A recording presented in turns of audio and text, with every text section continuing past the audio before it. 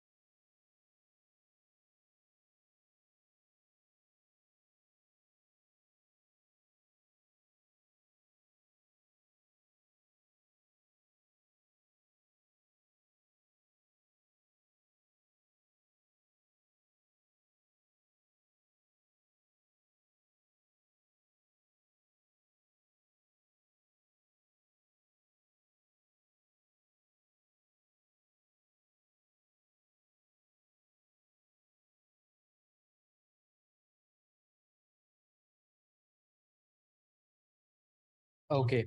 Hi everyone. Are you guys able to hear me? Just drop a quick yes or no in the chat. If I'm audible to everybody.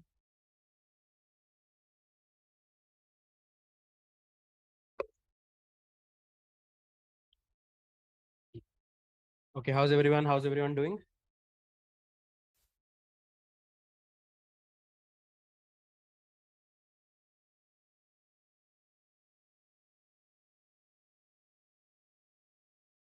Good. Good. Yep. I'm good too. Just a minute. Let me turn up my camera. Okay. I believe you guys must be able to see me as well.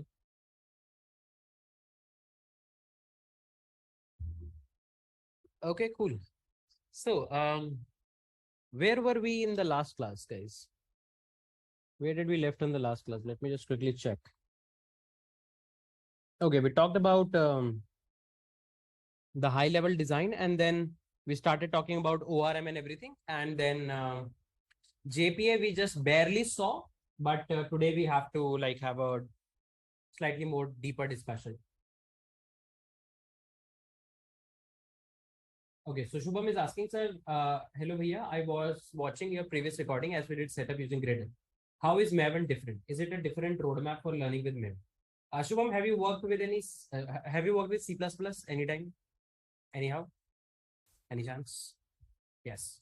Do you know that there are multiple C++ compilers? Do you know this? Yes, there is a Borland CSS compiler as far as if I'm taking the name correctly. There is a GNU GCC compiler. Then there is one compiler that comes with code blocks. I forgot the name. Right. There are multiple compilers. Can I say the use case of all of the compilers is same? Can I say that? Some compilers are different in terms of optimization. Some compilers are different in some other terms, but at the end, their use case is same. Can I say that? Okay. Same thing with the build systems. You take Bazel. I took one class on Bazel. Did you see that? You take Bazel, you take Gradle, you take Maven. Everything is going to do the same job. It's just that some might be an older technology, some might be a newer technology, some might be relatively faster, some might be more supported, things like that. Are you able to get this point? For example, in Google, there is no Maven, no Gradle, only Bazel. Okay. A lot of other companies are there also that have migrated now to Bazel.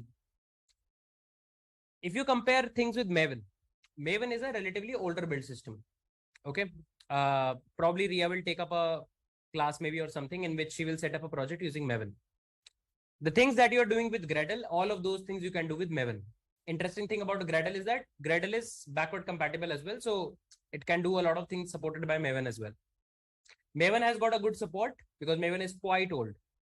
Gradle, on the other hand, is more efficient, has tremendous support now because any Android project that you take nowadays is by default having the build system as Gradle.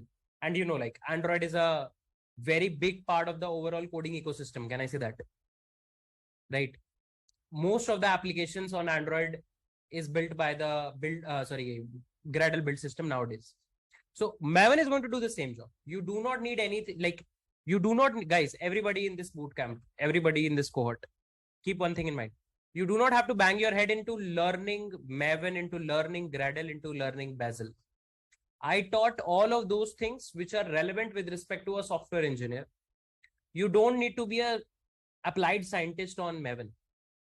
Your end goal is to be able to make products. Your end goal is to be able to make shipped products. For example, let's say sometimes later, you will probably join Microsoft.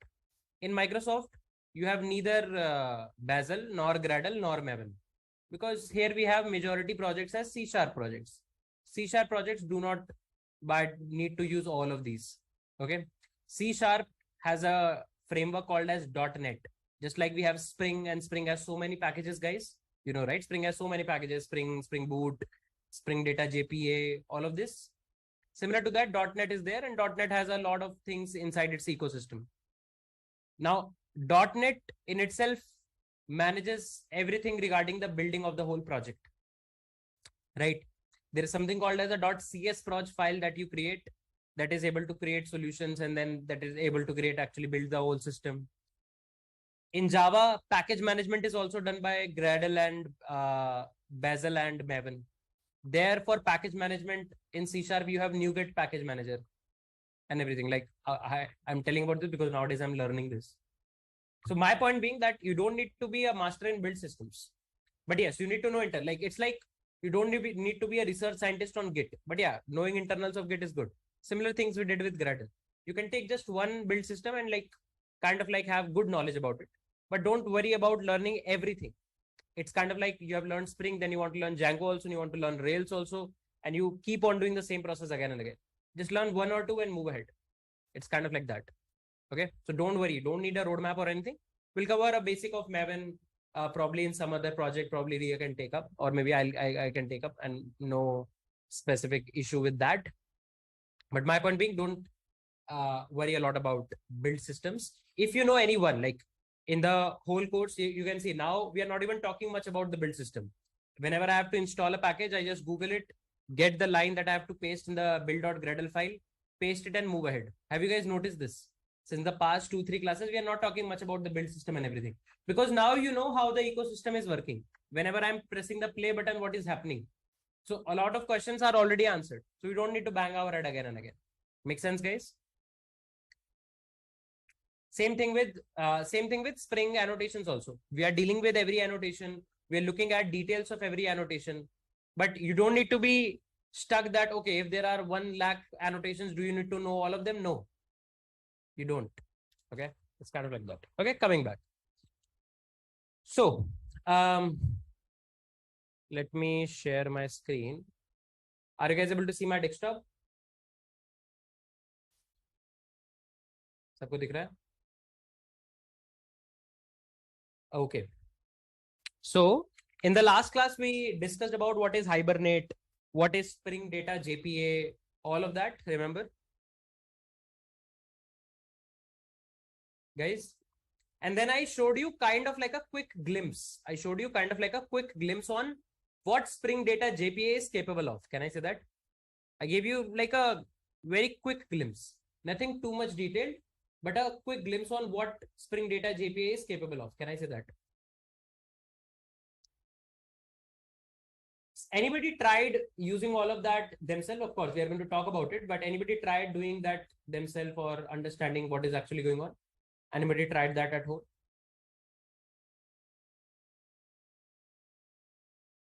Abhijit says yes, very good. What about rest of the people?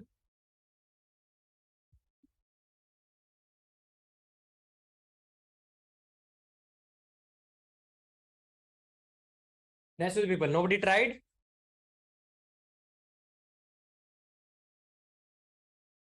Anand says did. Okay, what all things did you guys try?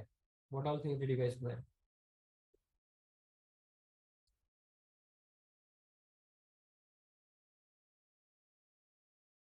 Hmm?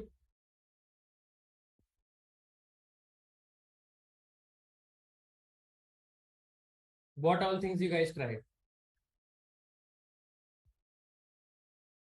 Okay, makes sense, Abhijit. Okay, makes sense, Anand. What about rest of the people?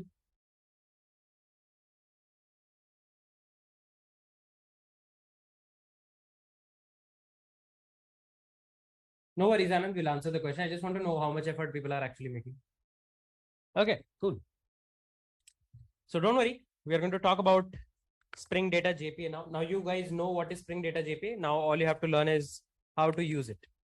Everybody now know what is Spring Data JPA, how it actually connects with JPA, what is Hibernate, all of that theory, I guess everybody knows. Can I say that, guys? Everybody knows that theory, right? Okay. Theory is important to know what is going on behind the scenes. But when you actually are building stuff, the only thing that is relevant is your basic concepts and your Googling skills. Okay, so let's actually start. Just allow me one more moment. Okay. Cool. Okay. So in the last class, we talked about all of this, right? That Java initially used to connect things with JDBC, right? No problem, sure. Java help like by default connects things with JDBC, right? JDBC was old school. Raw SQL queries you have to write. Then came JPA into the picture, which provided kind of like interface that anybody can actually overwrite. Who overrided it? ORMs overrided it. ORMs like Hibernate, OpenJPA, Eclipse Link, all of these ORMs overrided this JPA. And then on the top of this ORM, Spring Data JPA came into the picture, which gave you kind of like some very regularly done stuff in a more easier fashion. Like you can say pre-configured set of, I would say configurations, pre-configured set of, I would say code, Spring Data JPA by default gives you. Make sense?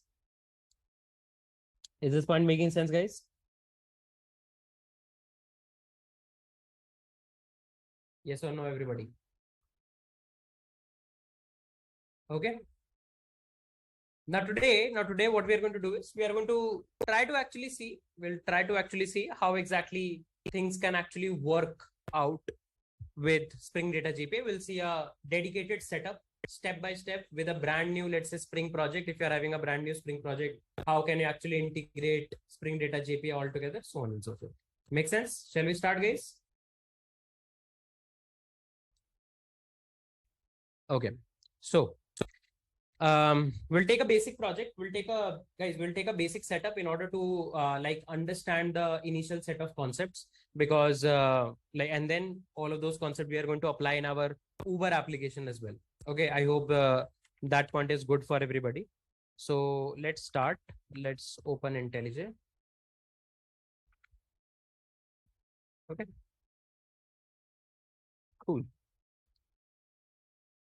1 second.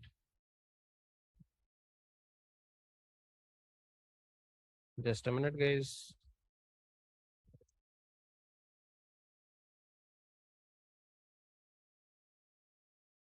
Okay, cool.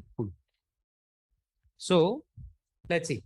Now, as I mentioned, Spring Data JPA is going to be kind of like a layer on the top of our ORM, right? What ORM we are going to use, guys? Anybody?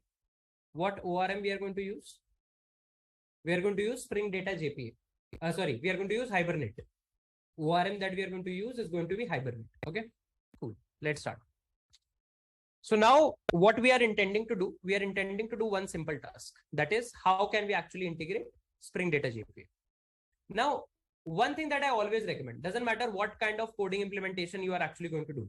Always and always, you do not need to actually remember anything pretty specific, right? You don't need to rote learn anything. You don't need to make sure that you always know the step. The only thing that you should do is refer the documentation, right? Okay, so let me bring on my Chrome. Okay, cool.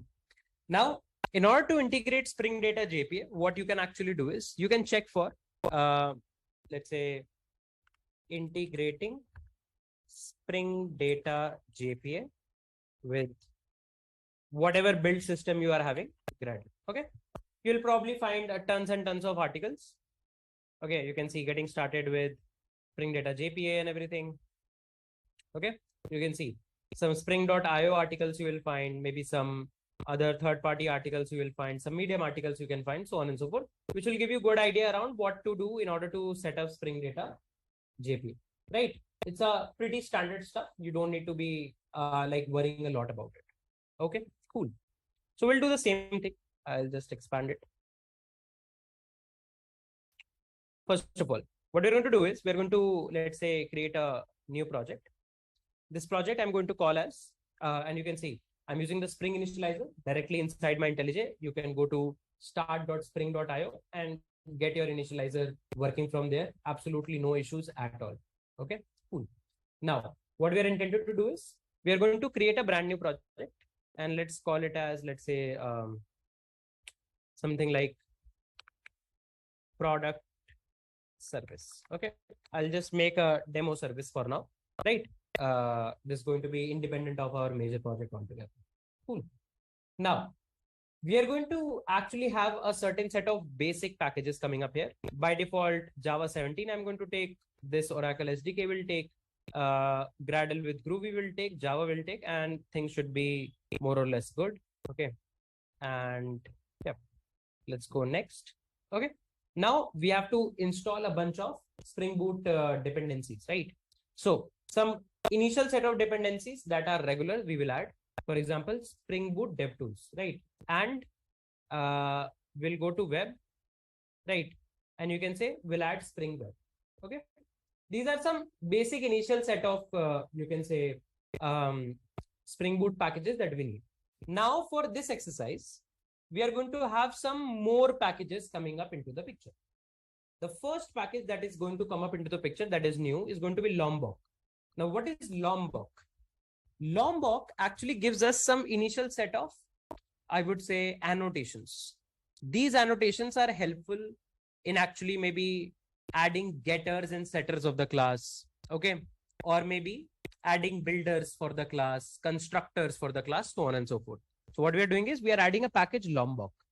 It's a pretty famous package. Okay, Lombok. What we are going to do with Lombok is that this helps us to get annotations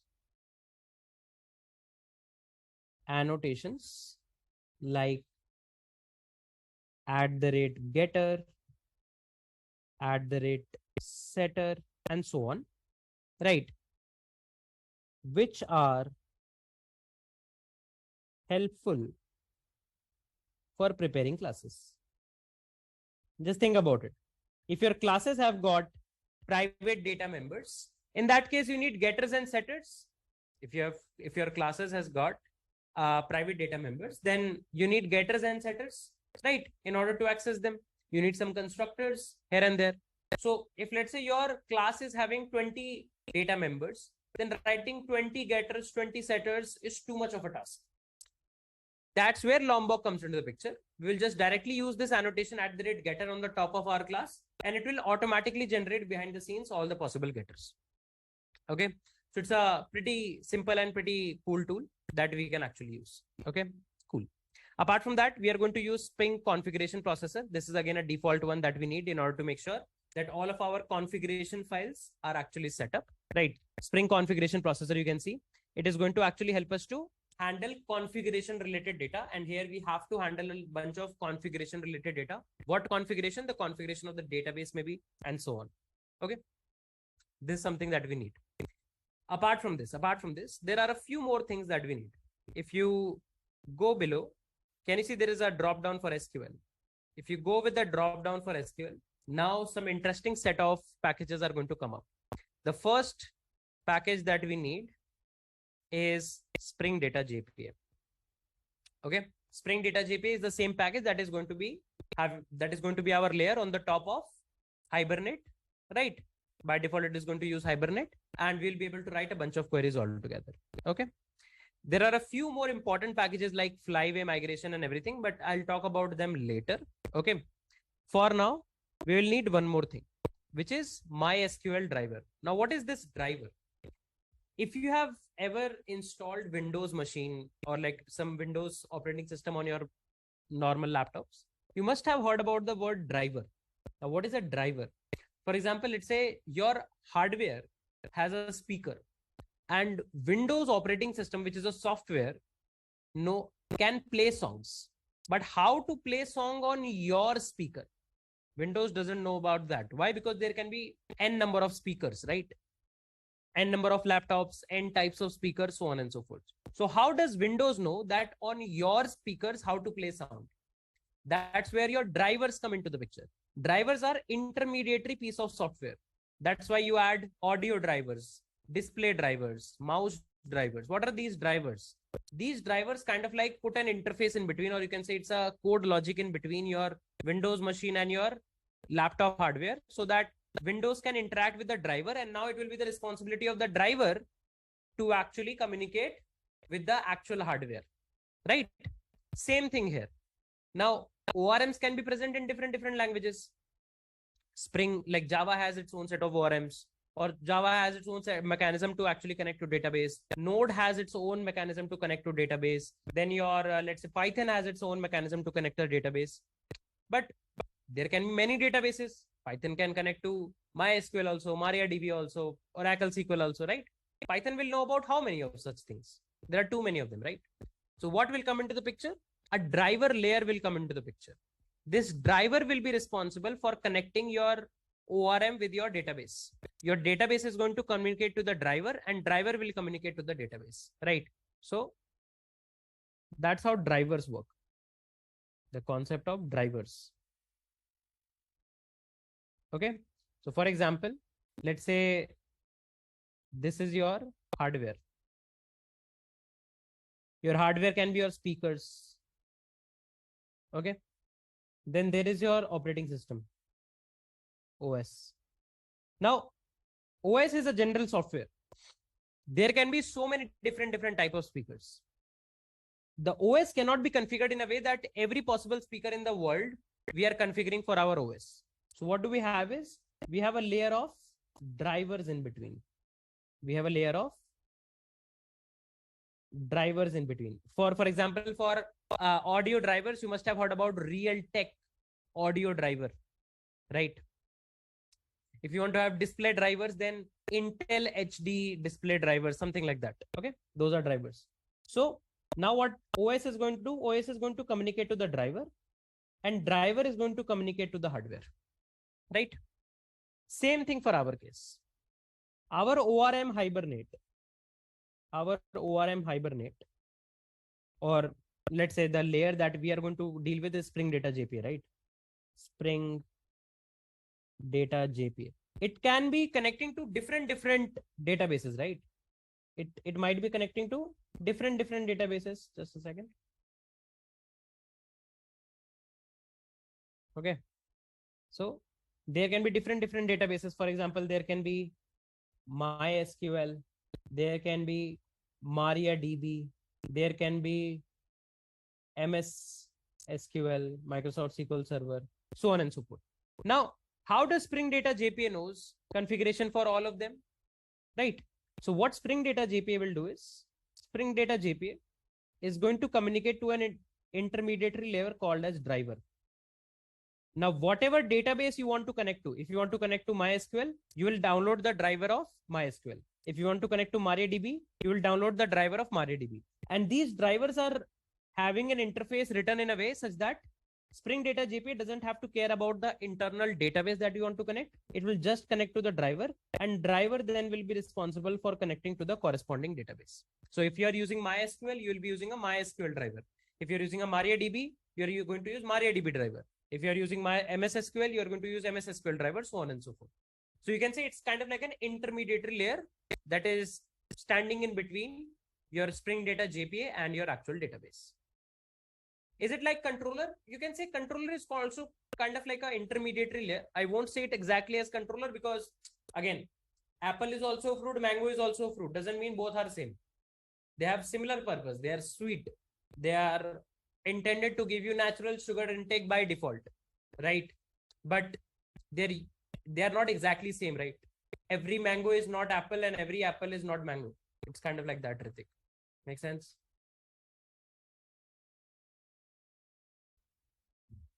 Okay. So that's what the driver is. Okay, that's what the driver is. So I'm going to install the MySQL driver, right? This MySQL driver is going to make sure that our Spring Data JPA knows how to connect to MySQL. You can see there are other drivers as well. Oracle driver, MS SQL, Microsoft SQL driver, MariaDB driver, H2 database driver, HyperSQL driver, PostgreSQL driver. You can see a lot of drivers are there. Okay. This is something that is pretty standard. Okay. So this is your MySQL driver that is coming into the place. Anything else? I guess Spring Web we have added. That is good. And let's start with this. Let's click on create. And you can see a brand new Spring project is running up. Okay.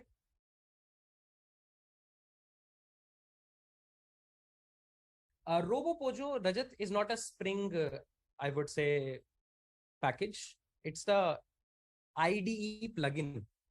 Which IDE I'm using? IntelliJ. It's a plugin from IntelliJ. Okay. Cool. Guys, please look at the setup very carefully because this is going to be something that we are going to do again and again multiple times. Okay, this kind of a setup we are going to probably do again and again multiple times. So let's keep an eye on that. Okay.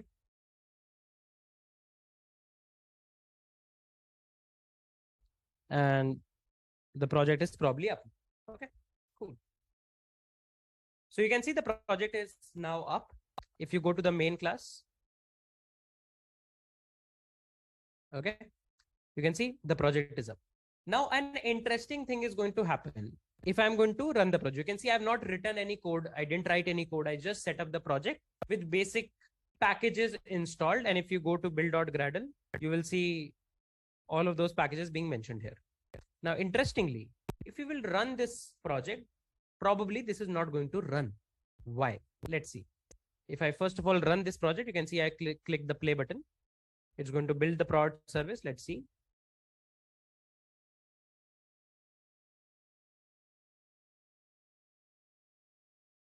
And you can see this has actually already died. You can see process finished with exit code 0. Why process finished with exit code 0?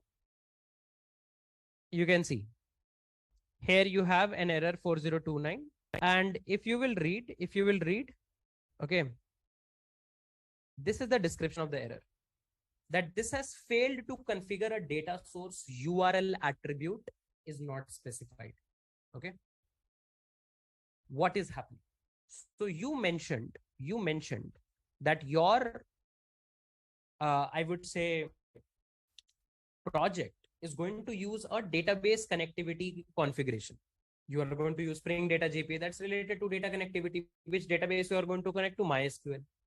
But when it is going to compile all the set of classes and build your project, it needs to know which MySQL server you want to communicate to. Currently, we have not defined that because that MySQL server can be on my machine, maybe on AWS, maybe on some other third-party platform. That MySQL server, because your database also runs on a server. Okay, because server is a process that can take requests, process those requests, and give you the response. When you query MySQL or any database, you give an input. So it is capable of receiving the input. Then it processes the input, and then it gives the result back. So that also actually runs on a server. So you need to give the configuration and the information of what all servers do you want to configure. Are you able to get this point? Is this point making sense, guys? That why this project as of now is not running.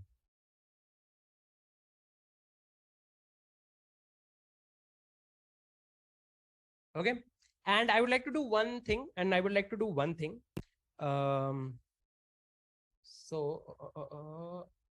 I'll just close this project for a moment. Okay. I'll just close this project for a moment. Actually, instead of making a prod service or something, let's make a review service, because then that review service we can integrate in our Spring Boot, like in our Uber application directly. I just realized it. Sorry for wasting your 5 minutes. Okay. So what I'm going to do is I'm going to again show you all of the packages. And instead of setting up product service, I believe we can set up a review service, because inside our Uber application, we want to have reviewing mechanism as well. So let's set up that. It should be pretty easy. Again, new project. I'll call it as Uber review. And let's do one thing. Let's keep it all at one place. So the location I'm going to put is, I'll create a new folder, Uber Spring project. Open. And here I'm going to call Uber review service. Okay. Uber review service. I'm going to have Java. This looks good. Next, again, simple things. Spring Boot DevTools I'm going to add. Lombok, we will add Spring configuration, because now we have to deal with configurations, right? The error that we were getting by running that particular project needs to set up some configuration. And here we need some configurations. For Spring Web, we'll add a Spring Web here. Then SQL, Spring Data JPA, and MySQL. I believe more or less this should be good to go, and create. Okay. So whatever we have manual setup in last, like adding dependency or Spring Data, we are doing it while initializing project with IntelliJ. Yes, Kaustubh. And you could have done it separately as well. Like you could have added it separately. I can show you, like in this same service, maybe I can add one more package, but it's separately I can add. Okay. You just have to change your build.gradle file. That's it. Okay. In fact, if you see, there is an option, like if you are using ultimate version of IntelliJ, I don't use all the features of ultimate version of IntelliJ in class, because I know not everyone might be having it. But if you go to Gradle here, you can see, if you click here, Uber review service, and you click on plus, sorry, not plus, dependencies.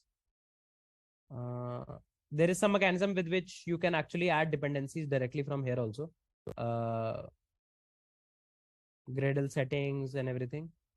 You can see you can add some dependencies and everything directly from here.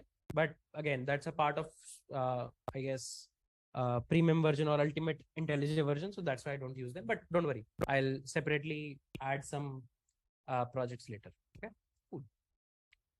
Now you can see we have this Uber review service with us. I'll go to Uber review service application. If I will run the code,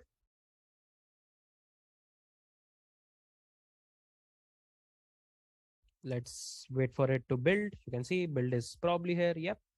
And the moment I run it, it is filling. Okay. You can see. Now let's read there. Let's read the error. So you can see failed to configure database URL. So first of all, we need to give database URL. It says action. Consider the following. If you want to embed database like H2, HSQL, or Derby, put it on the class path. If you have database setting to be loaded from a particular profile, you need to activate it. So you can see it is saying us to configure our database settings altogether. Now, how can we configure any kind of application settings or application configuration? If you see, the project structure is something like this. Currently, you have source. Inside source, you have main. Inside main, you have Java, and then resources. What is Java? Inside Java, I would say package, all of your Java code file is going to reside, which is a non-test file. But inside resources, if you carefully go and see, there is an application.properties file. Now this application.properties is a very, very powerful tool. Why it is a very powerful tool? Because here you can actually configure how or what configurations of your project you want to keep. For example, currently all of our Spring Boot project runs on port 8080, I guess, right? If you want to change the port of your server, you can do it here. You can absolutely do it here. Okay. Interestingly, instead of keeping an application.properties file, you can also keep a YAML file. Okay, so it's a pretty simple thing. I'm in this particular service I'm not doing, but maybe in a later service I will add it. So you can say how to replace application.properties with YAML file. Okay, so you can see, right click on application.properties file, select the convert to YAML properties file, and it will automatically convert it. Okay, so probably IntelliJ should be able to do it. So let's see. One second. Let's go here. Or like bare minimum is you can just rename it. Bare minimum is if you just rename, renaming I guess is done from refactor. You can see if you do a rename and you can just rename it to .yaml file, application.yaml file, then it is going to actually get converted to a YAML based syntax. Okay, we can do it separately also, but you can see currently whenever you are going to configure any configuration, you are going to have a this kind of a syntax. For example, spring.datasource.url, spring.datasource.username, and so on. The moment you will change it to application.yml, this is going to have a YAML like syntax. Okay, what is YAML? YAML is also a markup language. Just like Markdown, just like HTML, YAML is also a markup. YAML stands for yet another markup language. Okay, so it's pretty simple. You can see you can install an IntelliJ plugin, which is convert YAML and properties file, and it will automatically do it for you. But I just wanted to give you this information. We will do it in some other service. We are going to have multiple microservices. Okay, so as of now, I'm going to use the application.properties. Now, one interesting fact. This is not the file where you want to keep your environment variables. Now, in technologies like Node, you have generally in most of the Node.js based, I would say, frameworks, you have a file called as .env where you keep your environment variables. In Spring, this is not the place to keep your environment variables. This is the place to keep your configuration settings.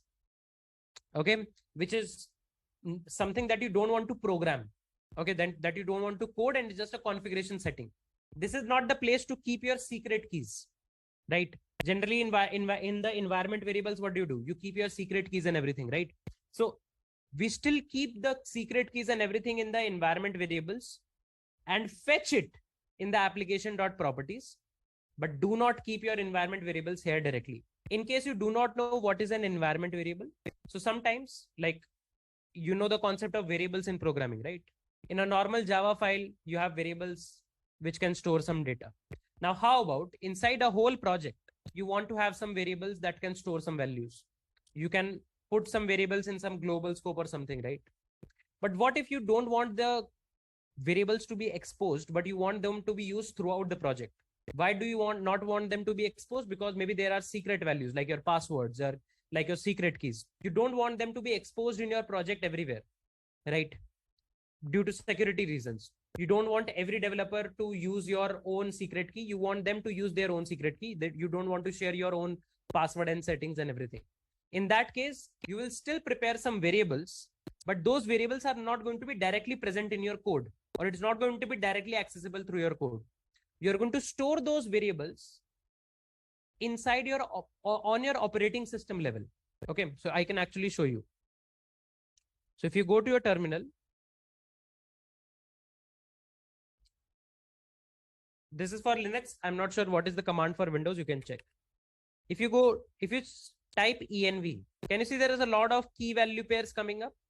These are called as environment variables. These variables are actually stored on the operating system level.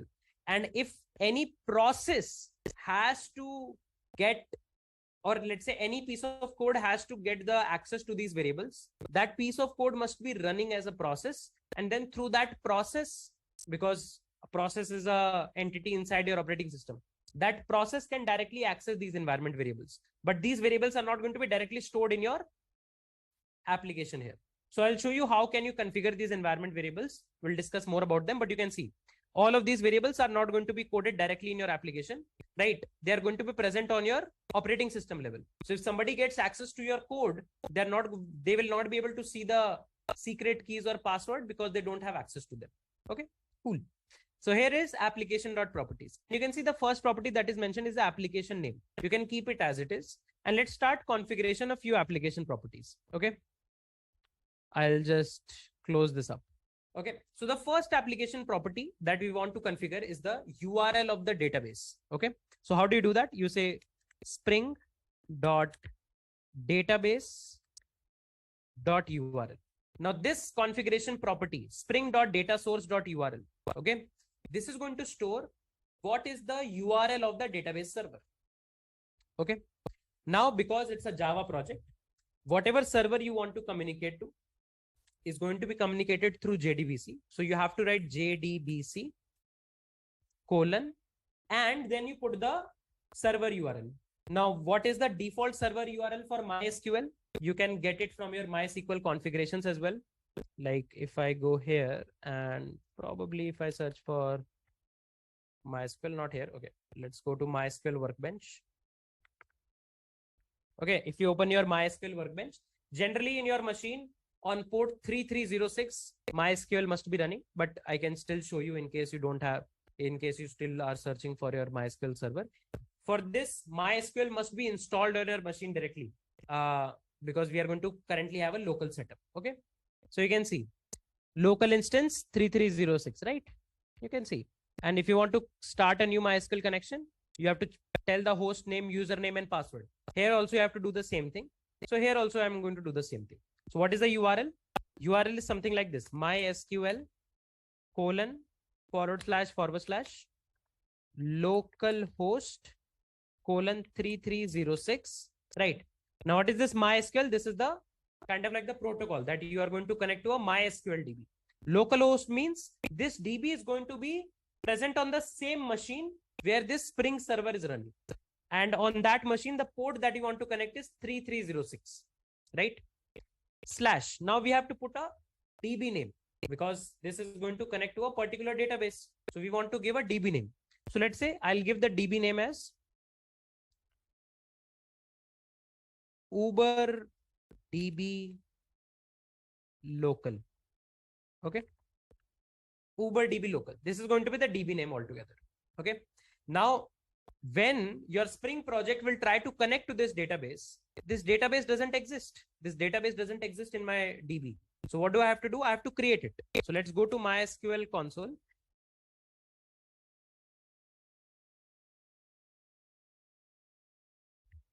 You can see I've entered in my MySQL console.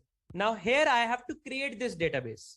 So I'll say create database and then name of this database, copy, paste, enter. And you can see this has created this database. And why we created this database? Because when we will be connecting to the MySQL server, it will be checking for this database. If this database doesn't exist, it is going to throw you a error altogether. First of all, tell me, are you guys able to get this data source.url? Rachel, I'm going to talk about small life cycle of the whole Spring application. Then you will realize that when it is picked. For now, you can understand when the server is going to be started. At that point of time, this is picked for simplicity, but we'll talk about kind of like a life cycle overall. What if you want to work on multiple database, then how do we configure this? Satvik, if you want to work on multiple database, then again, you can, then in that case, the configuration is not going to be pretty straightforward. You have to programmatically configure your properties altogether. For example, in the same, let's say, server, you are connecting to a SQL and a NoSQL database. For example, you are connecting to MySQL also, and then you are connecting to, for example, MongoDB also. Then first of all, you have to have your environment, like somehow you have to store your, I would say, my MongoDB server URL as well, and then load that into Spring Data JPA. So maybe we can see some situation like that, but you can see how to make Spring Data JPA connect to more than one DB. You can search about it.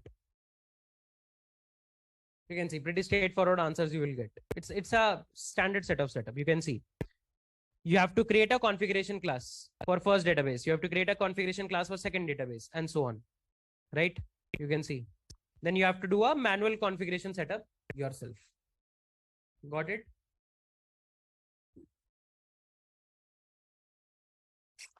Sure. Just a second, guys.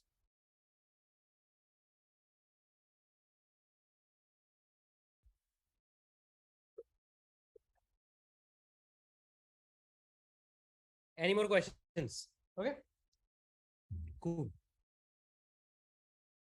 Now, the next configuration that we need is we need the username of this MySQL server. To connect to this MySQL server, without username, you can't connect it because I have not kept it open. Probably in your machine also, you will need a username. So what is the configuration for that? Use spring.datasource.username. In most of your databases, there will be a username and a password associated. So the username in my machine is root. I will keep this as it is. Then you need a password as well. So spring.datasource.password. My password is mac@local12345. Okay. Ideally, this password should not be present like this in your application.properties because it's a sensitive information. I have kept it because we are in the initial stages, but later I will show you that how you can secure it, right? Using which you will be able to actually configure it from your environment variables. Okay. Are you guys able to get this point?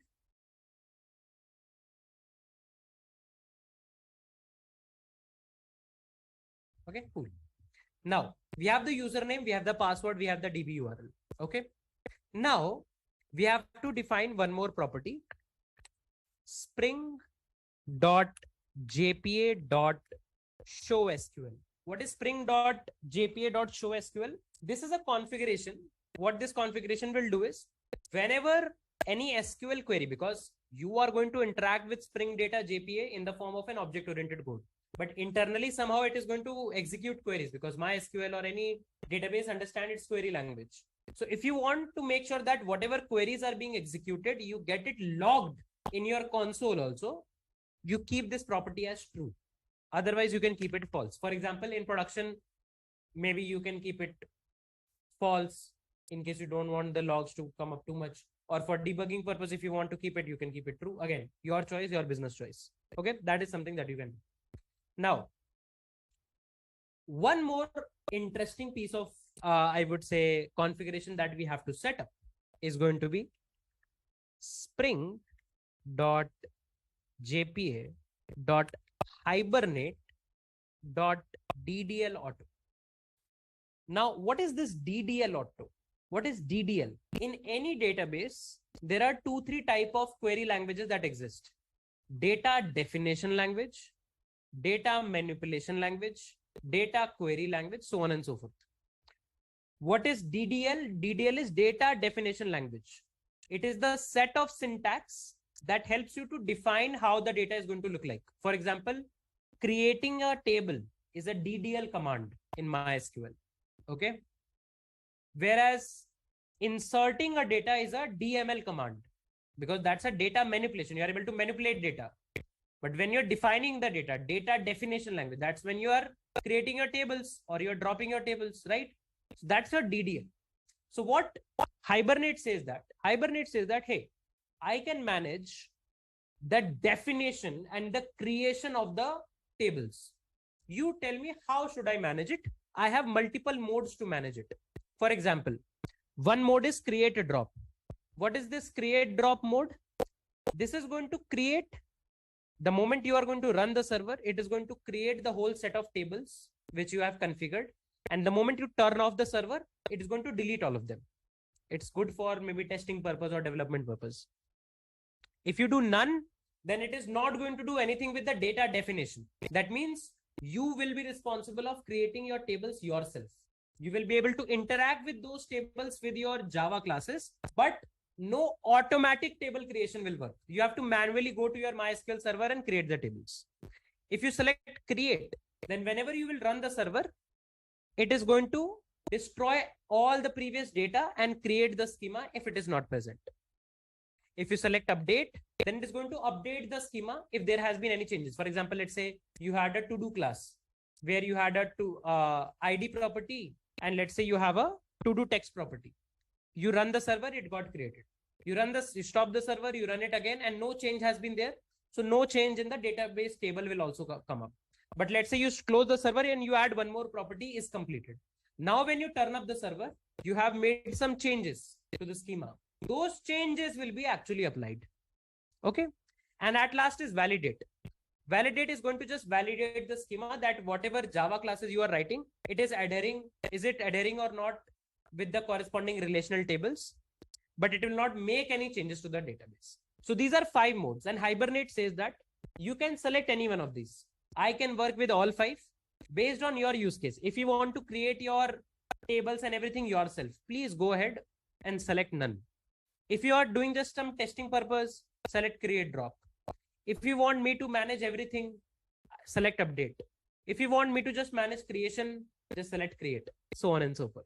So for now, I will keep it update that let's say if we are going to actually execute any changes, those changes should persist in my schema. As simple as that. No. So Kaustubh has an interesting question. So an interesting question that can come to your head is that in actual live projects in the industry, do we use DDL property, or we are going to use our own queries to actually set up the database? So actually, in production code bases, you do not let your, I would say, ORMs to control everything. There is something called as DB migrations. Okay.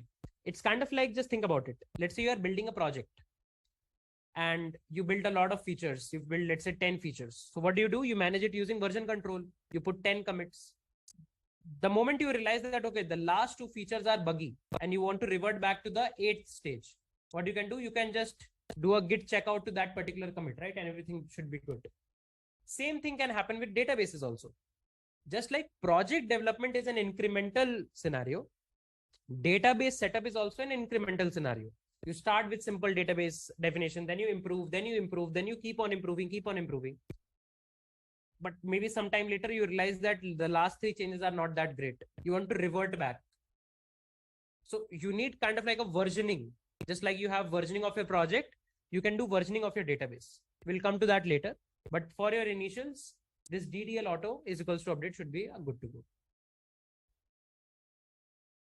Yes, Mohit. If you configure them properly, they are going to follow everything.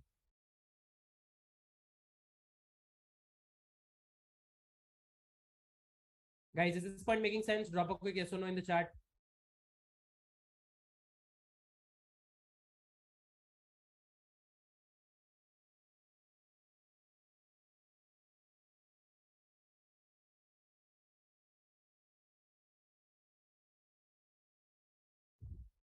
Any questions from anyone?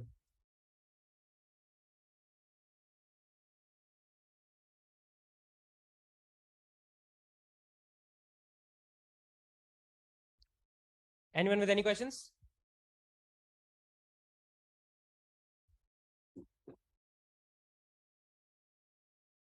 Okay, cool.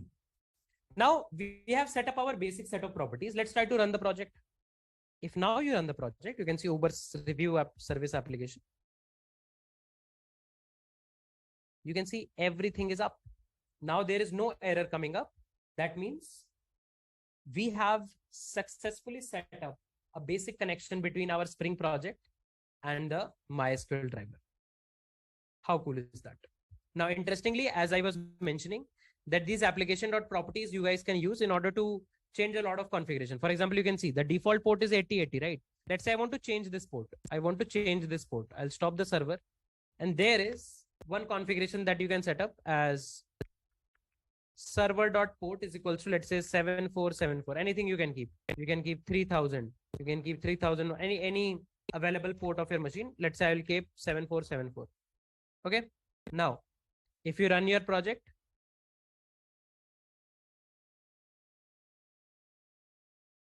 you can see this time server is running on port 7474. Right? How cool is that? And you can see added connection to MySQL JDBC instance, start completed, initialize JPA entity manager. All of this actually shows that your JPA is up and running. And that's how you have to do the basic configuration level setup of Spring Data JPA. Is this point making sense, guys? This is a basic setup. And again, you don't need to remember this. I'm explaining each and every configuration so that you have clarity. Actually, what you should do is just go on the Google, check the configuration that you bare minimum need and get that directly. Got it?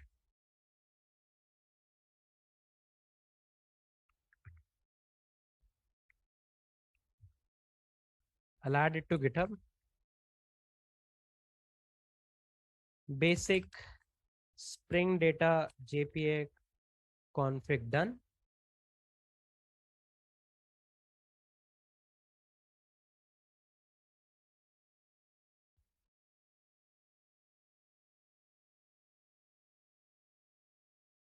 If you have any questions, guys, feel free to ask.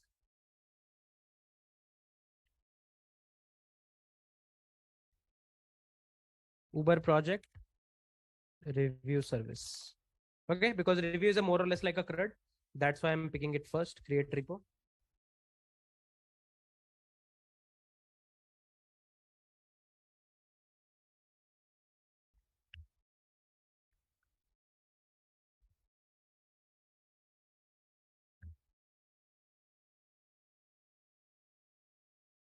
And you can see everything is up. I'll share the link of the project in the chat. Make sense, everyone?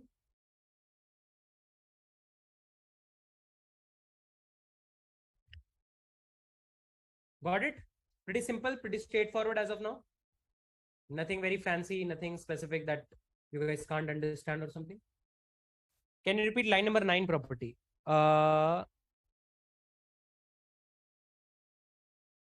Line number 9 property says, Ayush, that whenever you will be like ORM, what is the use case of ORM? That you write object-oriented code and it will automatically convert that to what?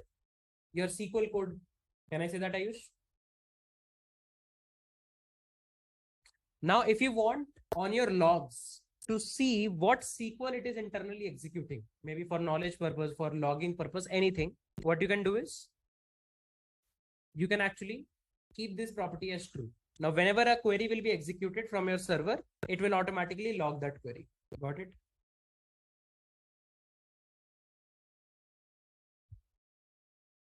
If you keep it false, it will not log anything. Make sense, everyone?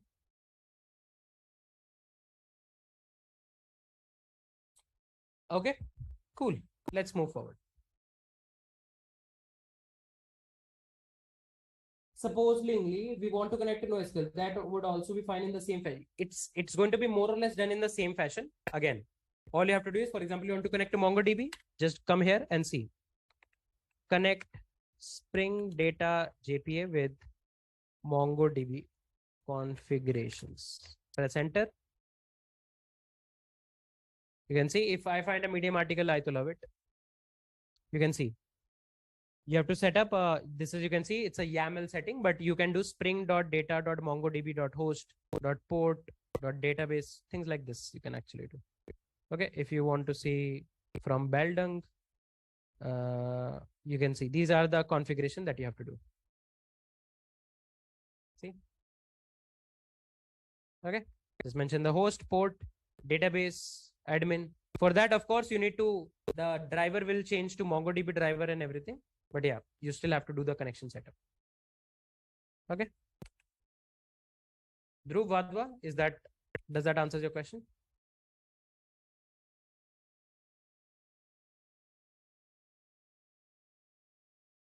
Okay, cool.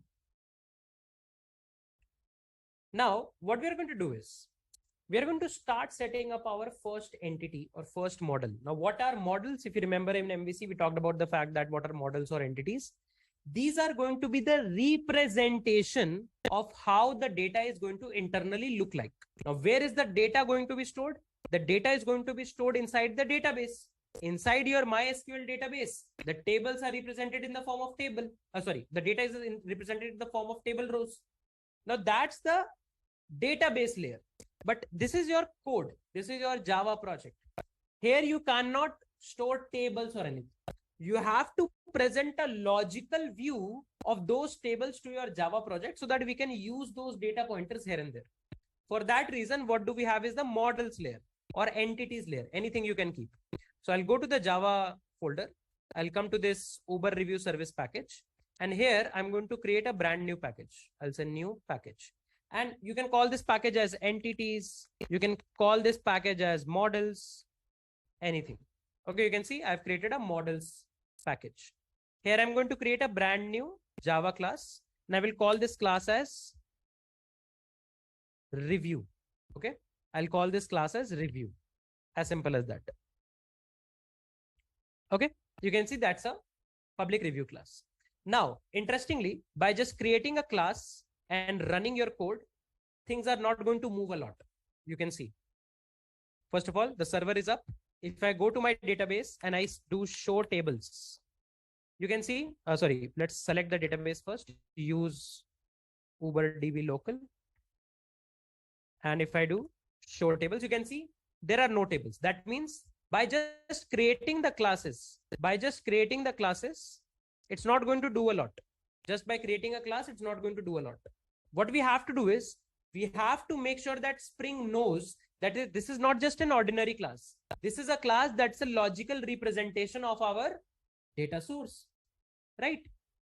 That's where a bunch of annotations come into the picture. Entity or models are same, right? What about DTO and DAO? Abhishek, we already talked about DAO and DTOs in the MVC lecture. Did you attend that? Abhishek? Did you attend that? Oh, okay. Please watch that. Okay. We are going to come up to that later again, but we have already discussed what is DAO, what is DTO. So you will have context. Please don't miss lectures, guys. Okay. Cool. Now, what are the annotations that we need to make sure that Spring knows that this is a logical representation of our data? A simple annotation that we need is @entity. @entity. This annotation is going to actually help Java know that, oh, this is not just a normal class. This class is a special class where this is going to be the representation, the logical representation of our data. Okay. But now can you see, this is actually throwing us an error that this does not have a primary key.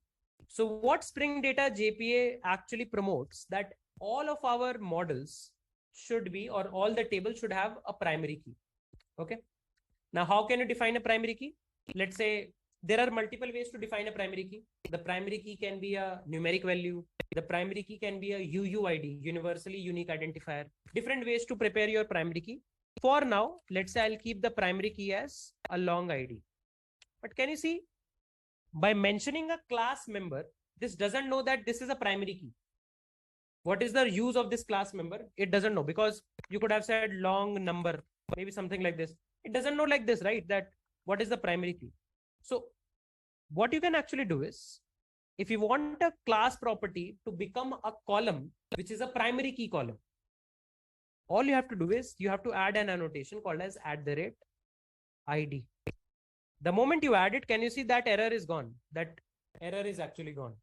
Okay. Why? Because now you have mentioned that, okay, by adding this annotation, you have mentioned that this annotation makes the ID property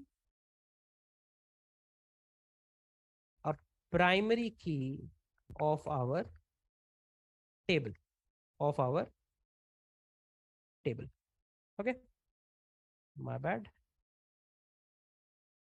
Okay. That's it. And you can see the error is actually gone as well. Cool. Let's try to run the code and see what happens. If I run the code now,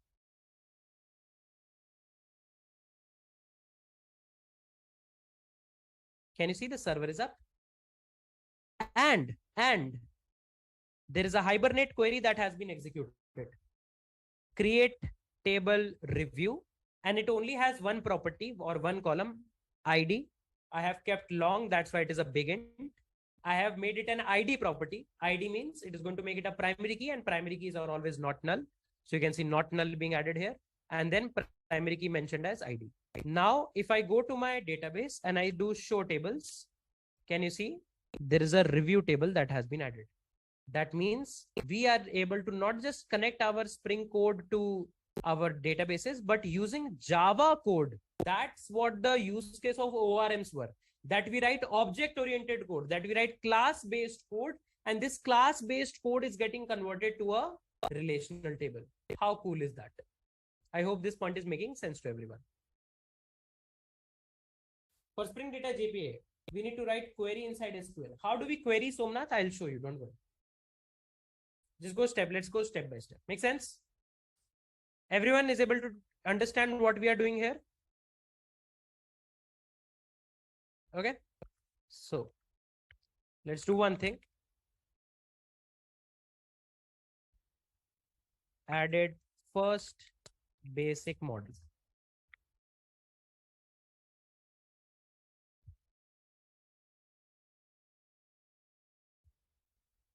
Okay. Models in normal Java package. Yeah, it's a normal Java package. Like it was not even necessary. Cause we be saying models in normal Java package. Yes, it's a normal Java package, and it was even not necessary because MVC is just like a recommendation to segregate your code well. If you would have just created this review class corresponding to this application service class and just marked it entity, then also it should have been good.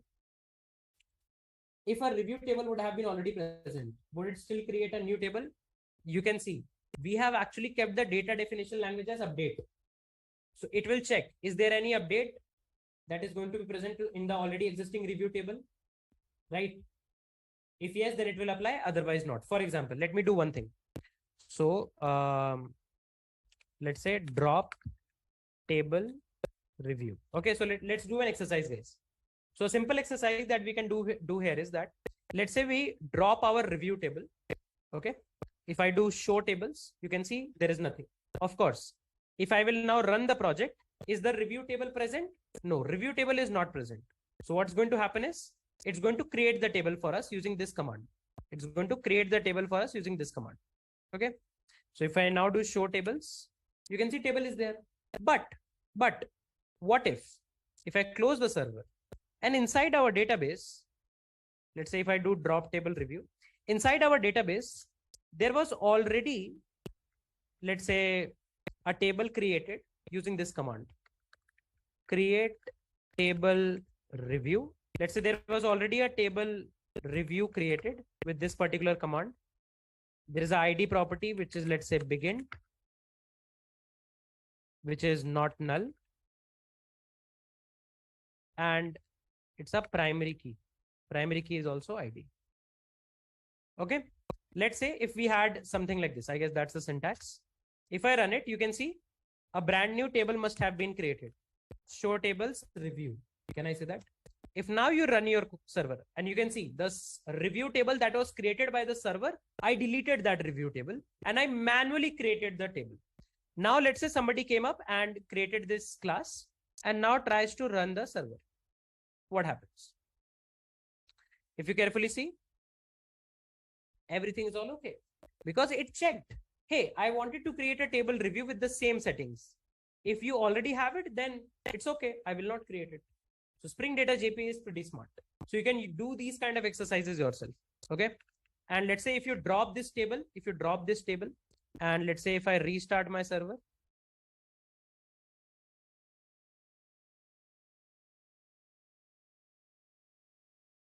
you can see now it detected that there was no review table. So this time it actually created. As simple as that. Make sense? What if columns are different? What will it do? Again, Satvik, we are going to see, because now we are going to maybe add some properties there. If it detects that, okay, let's do that exercise. Okay, guys, these are some very simple exercises that we can do. For example, drop table review. Let's create a brand new table, and this time the primary key property I'm going to keep as RID. RID means review ID. Okay. Cool. You can see I have a table review. Now, if you run the code, now can you see it altered that table? Because there is an update required. Review table that is existing is having RID. Review table that I need is having ID. So what does it do? It updates. That means alters. Saurabh, guys, we will discuss everything. Relationships, one to many, many to one, inheritance, all of that we are going to see. Just wait. Okay. I can't just jump onto something that maybe you want to know. Okay. We'll go step by step. वरना मतलब definitely कुछ ऐसा होगा जो तुम्हें नहीं आता होगा, किसी और को आता होगा. It's not, that's not how it works. Okay, cool. But yeah, does that point make sense to Satvik? You can experiment however you want. Okay, make sense, guys? So in case of updates, if the table is not there, it creates it. If there is already, yeah, if it is already there, then it checks if there is an update, Rachel. If there is an update, it applies. If there is no update, then nothing happens. Make sense, Rachel? Okay, cool. Now let's do one thing. Let's do a quick exercise, guys. I don't want you guys to be just blindly just listening to me in the class, because maybe you just want to have it like a podcast. Let's do one simple thing. I have committed both of the basic commits. I want you guys to do this basic stuff yourself. Try to set up a brand new project, to do app, anything. The same review service you want to set up, you can set up the same review service. Use the configuration, right? If you don't have MySQL installed, very quickly you can install it and see if you are able to use these configuration and create one table altogether out of it or not. Make sense? Somnath, there are some plugins that we can use in order to see the structures, right? But Java code will not be able to display you something. Like you have to run the code and then probably you can see the class definition and everything. No, it's because of that update property, Ramya. Guys, interesting fact. Now, interesting fact is that, let's say, if I do a drop table review, let's say if I create a table with the RID property as my primary key. Okay, I've changed the name here from ID to RID. And in the application.properties, I make this DDL auto as, let's say, just as create, not as update. Okay, update is not there, just create. If I run the code now, the table is already existing, review table is already existing. And can you see what it is doing? If the table already exists, it drops that table and creates a brand new table. See, that's the use case of create. Okay, so if the table will exist, it will drop that table and create a brand new one. Can I say that? And you can even read that here. Auto, you can see. It will destroy any previous data that is present and create a brand new one. Okay. If you, let's say, do a validate. If let's say you do a validate, let's close the server. Let's drop the table again, create the table again. Now we want to validate. We don't want to create. We don't want to update. We just want to validate. If you run the code, can you see it is breaking? Why it is breaking? Because your class is expecting the primary key to be ID. Here the primary key is RID. So the validation failed. And you can see, if you read the error, if you go downwards, missing ID column. Can I say that? So you can play around with it. You can actually play around with all of these properties, and they are going to just help you to understand how things are going to work. If I change it to update and run the server again, it's going to this time alter the table. You can see this is going to now alter the table, that okay, I wanted a ID property to be primary key. There is a RID property as a primary key. It will update it. As simple as that. Make sense? Satyendra, I'll show the plugins and everything. Currently, you don't need the plugin. For this code, I didn't use any plugin. This is just plain Java code. Yes, Rachel, because in the database, there was column name as RID. We wanted a column name as ID. There was no column name as ID, so it failed. Got it? So guys, now what I want you guys to do is take 10 minutes, right? Please don't listen to the class as a podcast. Take 10 minutes from here, right? I'll start a timer probably. And then here, what I want you guys to do is try to implement this same thing yourself. Okay. Maybe I can have a small timer window here. Okay, you guys have 10 minutes. You guys have 10 minutes to actually implement the same thing. Okay. I have opened all the configurations here so that if you want to see, you can see, or you can check the GitHub repo as well. Okay. Create and update works almost in no, Somnath. Create will drop the previous tables and create a new one. That means you will lose all of your data. Update will not drop any table. It will alter the tables. There is a difference. Make sense, guys? Start, everybody. Okay, you guys have exactly 10 minutes. Start and try to see if you are able to connect to a MySQL database or not. In case you don't have a MySQL server, please install it in your machine. Try to read the docs. Do this activity here because I know half of you are not even going to open the homework or anything that I will give you. You're just going to listen to it. I want you guys to be doing this activity yourself. Start everybody. Install the database. See if you are able to connect to it or not. If you have any question, feel free to ask. I'm here only. I'm just turning off the camera.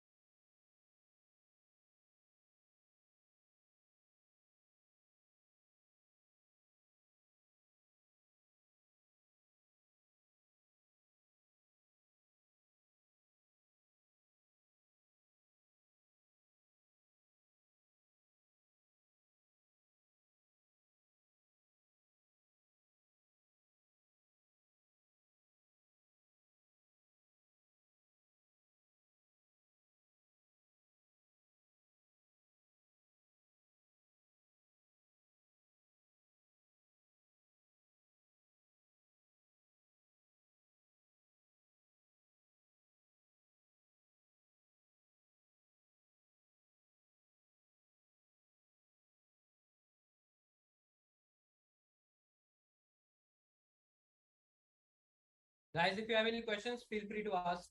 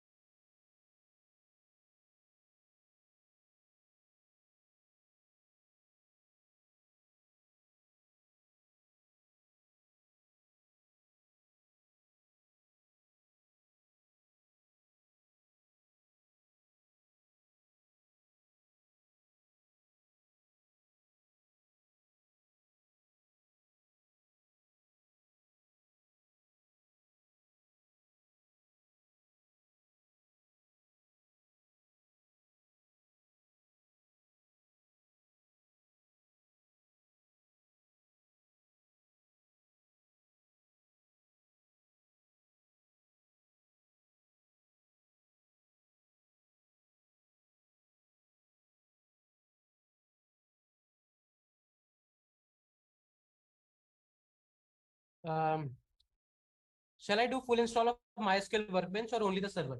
I believe if you install, for example, MySQL Workbench, it will help. It will be helpful in the longer run because this gives you a UI-like interface to actually query. A lot of people are not that comfortable with terminal, but if you are too much comfortable with terminal, you are good to go. I don't think there will be a compatibility issue, Saurabh. It's related to entity class. Only you taught in the previous class, not in this one. Yeah, Anand, please go ahead. Sanket, one out of a question. I have backend API which gives us which was giving server timeout due to load.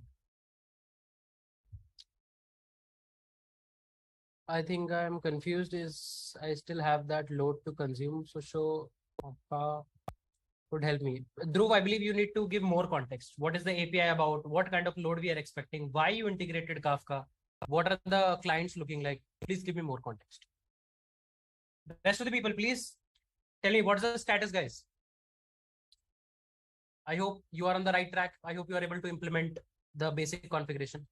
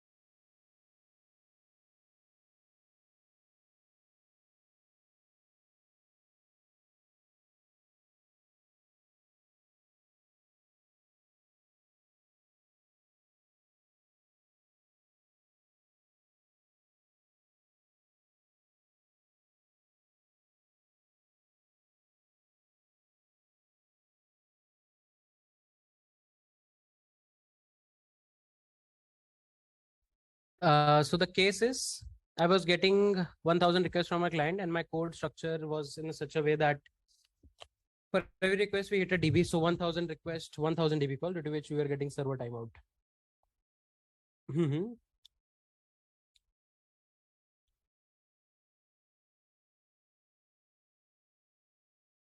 Dhruv, I believe before Kafka, I believe you should have done some very basic level of optimization first. what's the basic level of optimization you should have done was maybe try to optimize your DB queries. Maybe introduce indexes that will lead to faster DB results. Second, if there is a data that is being repetitively served, cache it. Okay, go step by step.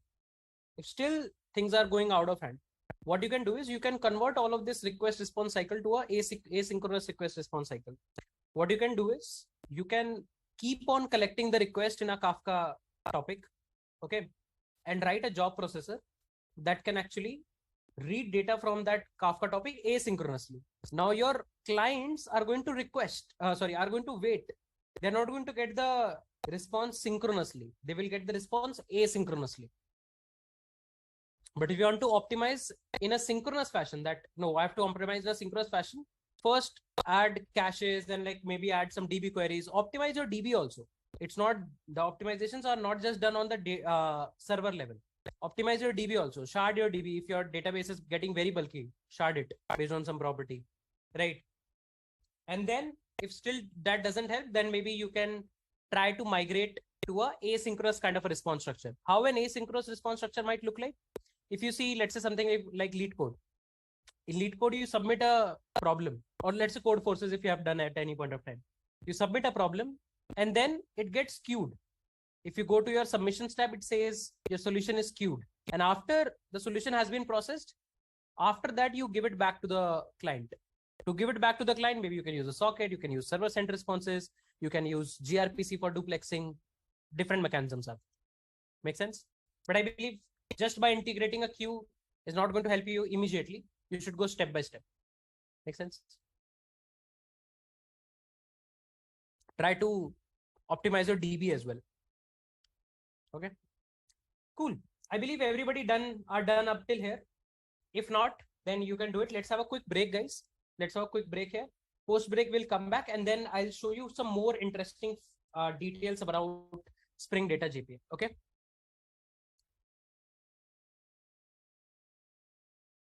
It might be because of your version of Spring Data JPA, you can compare your version and my version of JPA.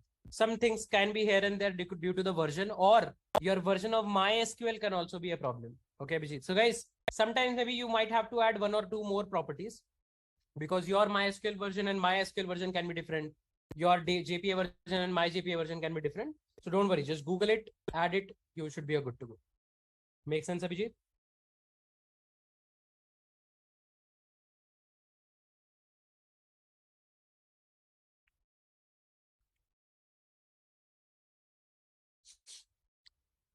Navina, DynamoDB has a different purpose. JPA has a different purpose. JPA is your set of, I would say, interfaces and everything on top of JDBC. Okay, for example, if you want to connect DynamoDB AWS with Spring Data JPA, let's see if they have a support or not. You can see. And if you want to integrate Spring DynamoDB, let's see how you can actually do it. I don't think Spring Data JPA directly supports it. You can see there is something called as Spring Data DynamoDB. Instead of Spring Data JPA, you have Spring Data DynamoDB, and then it will give you all of the similar kind of a structure that you can see here. So use case of JPA and is kind of like different. Underlying database can be anything. Spring must be having some configuration to support it. Are you able to get my point, Navina? Like you can use Azure Cosmos. You can use anything.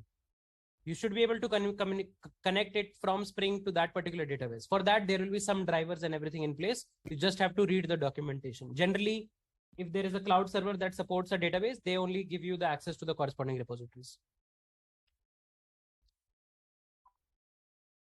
If you want very fast access, you can have cache as well as the DB. If you don't want very fast access, it's not a too high traffic database to be hit for. Just a simple database can also work, Rajat. Make sense? Okay. Let's have a quick break, guys. Let's have a quick break and then we'll come back. I'll lecture around indexing, which I can watch. Yes, Dhruv, if you go to the platform and if you go to MongoDB lectures, you can see MongoDB. here I have done a very interesting details around indexes. I've actually shown you without index how many steps it like how many data records are being read, and with indexes how many records are being read. You can check this MongoDB lectures. Okay, cool. Let's have a quick break, guys. Post break, we'll come back and start our discussion around more details around your entities for Spring Data JPA. Let's have a quick break. Let's get freshen up.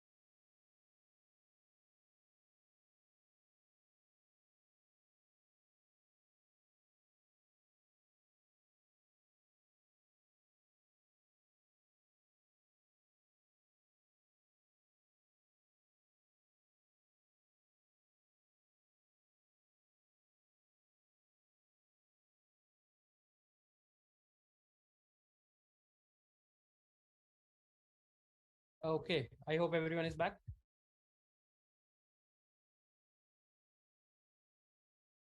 Rachel, there can be a case that with Postgres, you might have to do some more settings as well. You can just check the docs.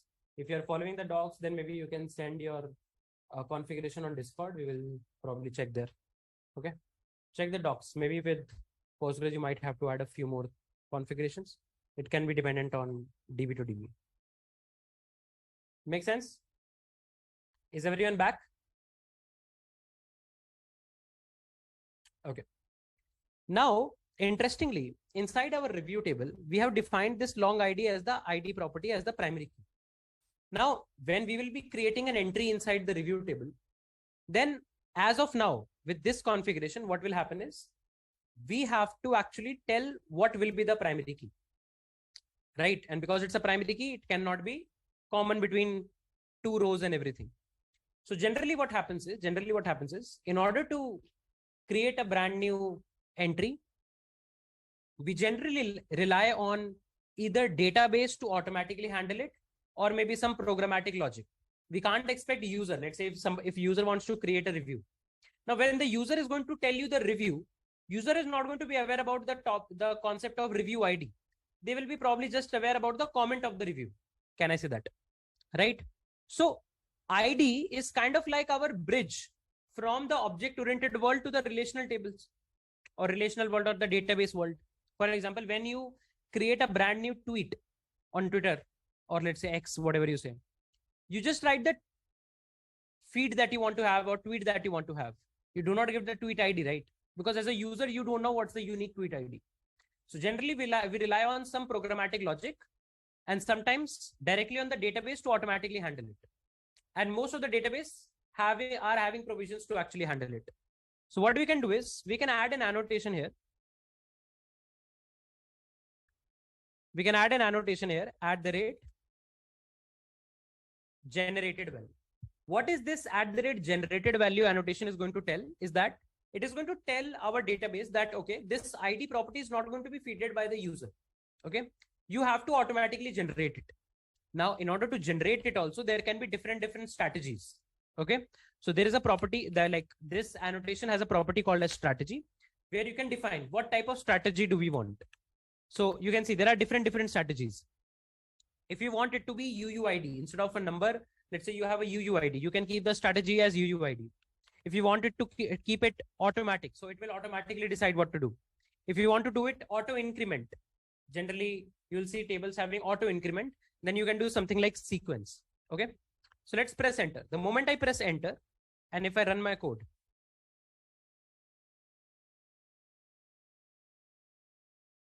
here you can see what it is doing is it's actually creating one more table called as review sequence and then inserting one data here. So now if you do show tables,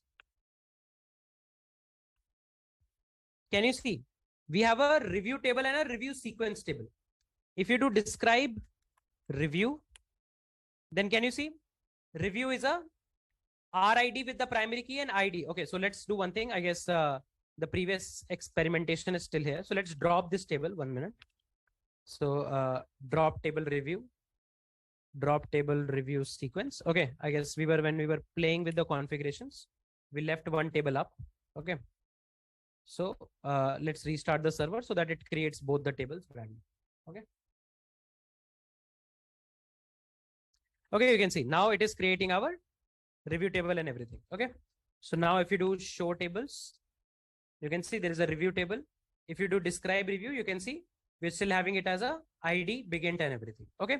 If you want to use something else, so like you can actually see what is this generation type and everything actually holding. So you can say generation type in Spring Data JPA ID. Okay. So if I go here, you can see first is auto generation. If we were using default generation type, the persistence provider will determine. That means if database is having an automatic logic of determining the ID, we will go with that. Different databases can have different logic. Okay. Then We have identity generation. This type of generation relies on identity generator, which expects value generated by an identity column in the database. This means they are auto incremented.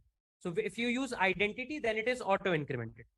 Then you have sequence. To use sequence based ID, Hibernate provides this sequence style generator. This generator uses sequences if our database supports them. It switches to table generation if they are not supported. That means you can see here, it is using a sequence table, that what's the next review in the sequence, right? If let's say you drop both the tables and you change it to identity, and you change, let's say, this to identity, and you rerun your code.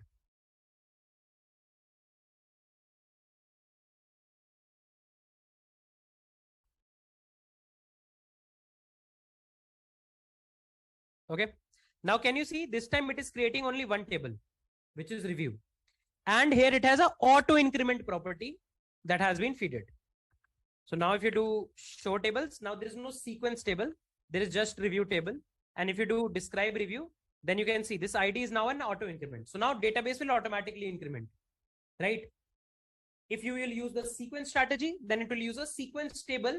And from that sequence table, it will determine what should be the next available sequence number in order to determine the ID. On and on, in a nutshell, we generally want our ID to be automatically handled by a programmatic logic or the database. For that, you have an annotation generated value. Here you can define the strategy. How do we want this ID to be automatically generated? If you use identity, that means auto increment. Identity means auto increment. That's it. Make sense, guys? Okay.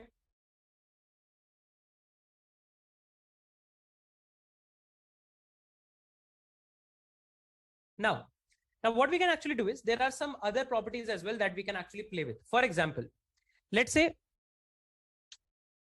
I don't want the table name to be review. Currently, what happened is that this table name automatically got picked from my class name. Let's say I want to change the table name. I don't want this to be the table name. I want the table name to be something else. What I can do is there is a annotation called as @table. Okay. What this @table annotation is going to do is it can take a name property, and here you can define a custom name for the table. So you can say, for example, booking review. Okay. For example, you want to say something like this. Okay. Now, if I rerun my application, let's see what happens.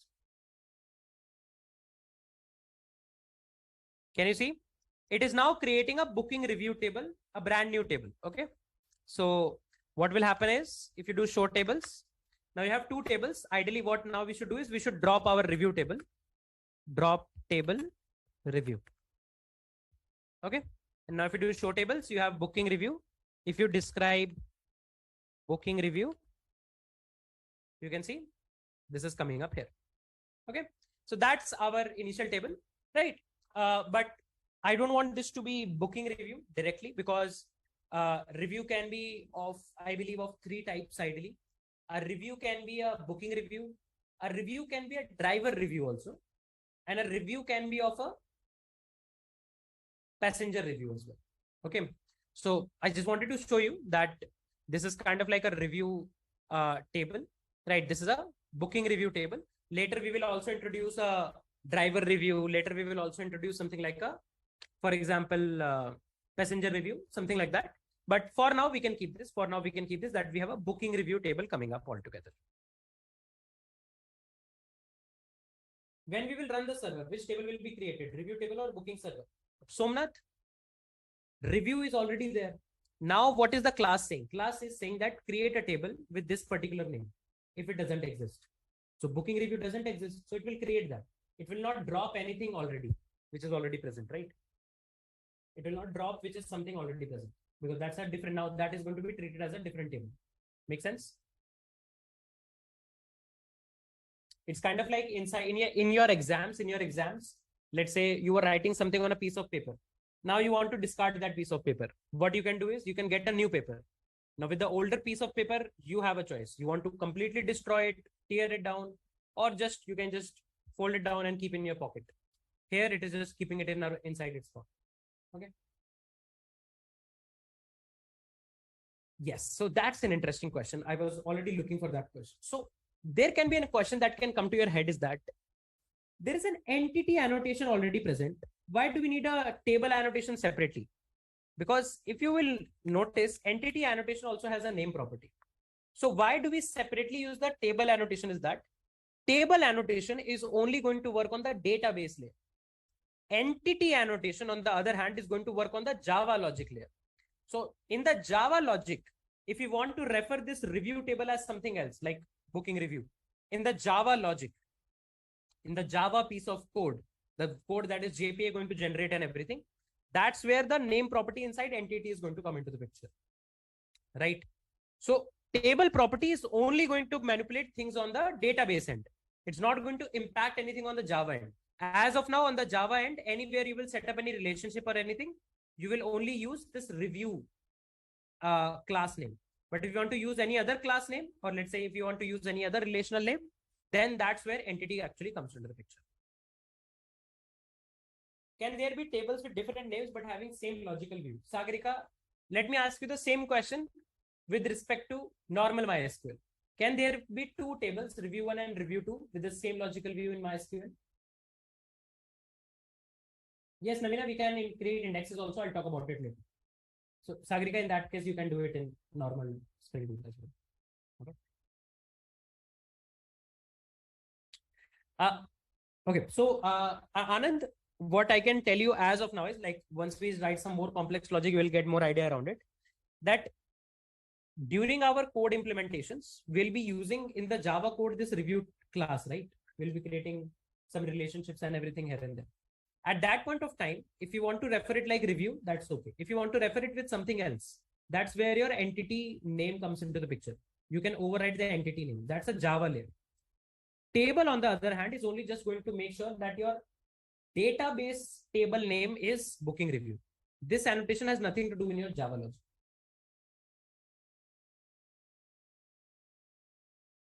No, Navina, I already answered that question, right? That we are going to see something called as migrations. That is a slightly more better way for complex projects like this. But we have to go step by step, right? I already answered that question a few moments back. Okay. Make sense, everyone? Make sense, guys? Yes, Somnath. Now, let's do one thing. Let's add a few more properties here and there inside our booking review. So let's say we can have string, let's say review content, we can say review content. Okay. And yeah, that's it. Or maybe we can give a rating as well. So I can say double rating. Okay, double rating maybe. Okay, and that's it. Let's keep two more properties. Now, if I restart my server,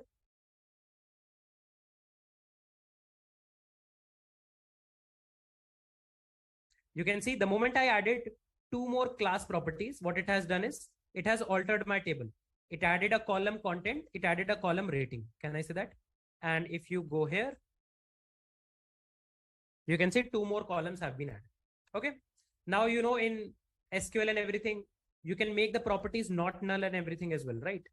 How can we do that here? For example, I want to make sure that content is not null. Okay. Content is never null. So what you can do is there is an annotation called as @column. You can now define column properties here. For example, there is a property nullable is equals to false. If you do nullable is equals to false, what will happen is whenever we are creating a brand new booking review, then this content property can never be null. If I run this code,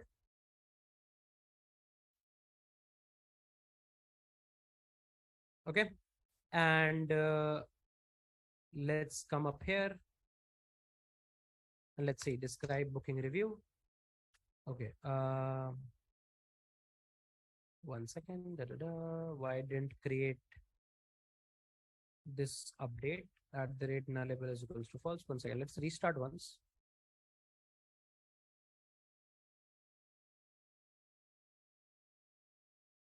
It has not updated. Once again, maybe it doesn't update the column annotation. Let's just quickly Google it. Okay. So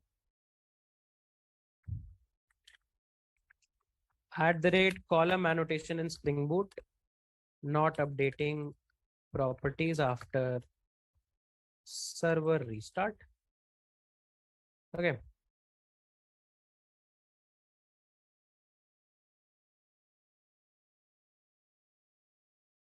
I guess we have to add some more strategies. Column annotation, nullable. Nullable. Okay, you can see @column annotation doesn't change nullability when I change nullable property from false to true. Okay, you can see the update operation, for example, will attempt to add new columns and constraint, etc., but will never remove a column or constraint that may have existed previously, but no longer a part of this. In general, the schema generation tool is mostly for prototyping, testing, and validation. Okay, so that means they are specifically saying that if you are keeping this DDL to update, then these kind of changes, like you are changing some constraint here, they are not going to be changed once the column is there, right? They are not going to be changed. In that case, what you should do is, as I mentioned, ideally handling of database is done in a far more better way using something called as migrations. It's kind of like version of your database, but again, that will come up later. For now, what we are going to do is we are going to drop booking review and we'll recreate it, drop table. Okay, drop table, booking review. And if you rerun it, now it should be up. If I do describe booking review, now you can see this is now not null. Content is now not null. Okay.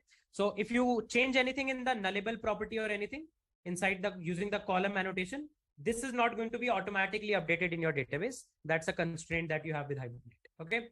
As I mentioned again and again, I'm telling you, this will not be the final way to manage your database. Final way to manage your databases is going to be migrations. Don't we create Pojo for this class? Sort of like, yes, you can, but I'm going step by step, right? मतलब Pojo create करूँगा पूरी class एक बारी में बन जाएगी. फिर मैं explain कैसे करूँगा कि ये annotation क्या करती है, ये annotation क्या करती है, so on and so forth. है ना? मतलब वो तो of course. Make sense, guys? Now, interestingly, what I can say is that there should be two more properties that we should definitely have in most of our tables. One property is created at, one property is updated at. Created at should determine when the record was created. Updated at should determine when the record was updated. Okay, so let's have this. So we can have date created at, and this should be java.util.date. Okay, and date updated at. Okay, date created at, date updated at. Okay, cool. Now I will add a few more properties here. For example, @column. This created at should never be null. So I'll say nullable is equals to false. And same thing here, updated at should never be null. We always need these two properties in most of our tables. Nullable is equals to false. Can I say that? Because we don't want to be in a situation when we don't know when this record was created or updated. Okay, cool. Now, at this point of time, what will happen is if you're creating a new review, for example, now somewhere in some main class, you will do new review, something like this. Okay. Now, when you do new review, what do you have to do is you don't need to pass the ID, but what do you need to do? You need to pass content, you need to pass rating, and then you need to pass the created at and updated at also. Okay. That's how new review will be created, because ID is automatically handled by Spring, but the remaining 4 properties the caller has to give. But just think about it. Isn't the created and updated at can be automated? Like, don't you think these two properties can be automated, that whenever a new review has been created, just expect the content and the rating. Created at will be the timestamp of creation of this object. Updated at will be the timestamp initially as the created at, and if it is updated, then it will be the timestamp of the updation. So here also you can automate Spring to make sure that it automatically fills created at and updated at. How can you do it? So there is an annotation called as temporal. There is an annotation called as temporal. Okay. Inside this annotation, you can actually tell this is a date property. Now, which type of date property it is? It is a timestamp or just a time or just a date, what it is. So I'll say temporal type dot. You can see there are three types because this is a date created at. Now inside created at, what do you want to store? Do you want to just store the date of the creation of review, or you want to just store time of the review, or you want to store timestamp? Timestamp means date and time both. So I want to store timestamp because now Spring has to deal with this. So Spring needs to know all the details. Spring can't take risk that, oh, you wanted this, but I thought you are thinking about this. Spring doesn't work on that. For Spring, you have to give all the configurations. Okay. And then one more annotation you can give. One more annotation that you can give is @ created date. That is, with these two annotation, the first one tells what type of date object you want to store. That's a timestamp. And then what value you want to store. Here you will only store the value of creation. Same two annotations I'll copy. I'll paste here. And this time for updated at, the timestamp is going to be last modified date. Okay. So this annotation tells that this annotation tells Spring that only handle it for object creation, and this annotation tell the only handle this for object update. When you have last modified means object update. And this annotation tells Spring about the format of date object to be stored. That is date or time or timestamp. As simple as that. Okay. Again, a bunch of configuration that we are going to actually store. If you are going to run it, then you can see probably there will be some alters. You can see there is an alter, right? And you can actually check up this here as well. You can see now a created at and updated at has been already added. Now, whenever you are going to create a record, Spring is automatically going to fill up the created at and updated at property here. As simple as that.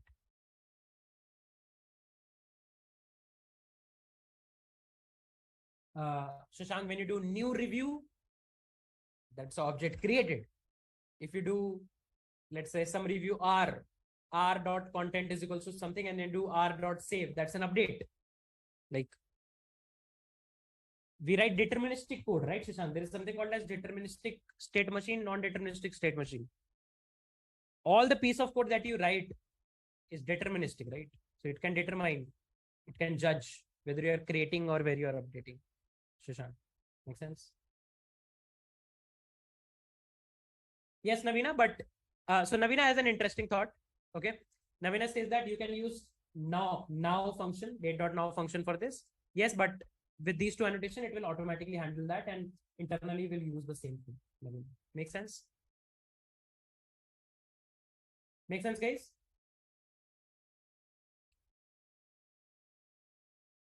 Any questions as of now? Any questions as of now?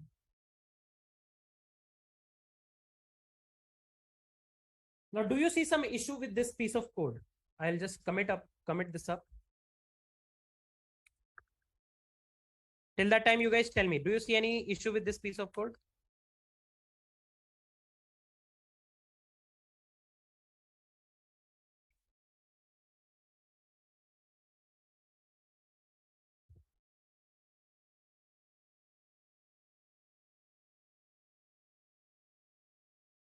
Like, okay, let me give you a hint. For object-oriented fashion, in terms of object-oriented patterns, how do you write code? Do you see any issue with this class? Just look at the class.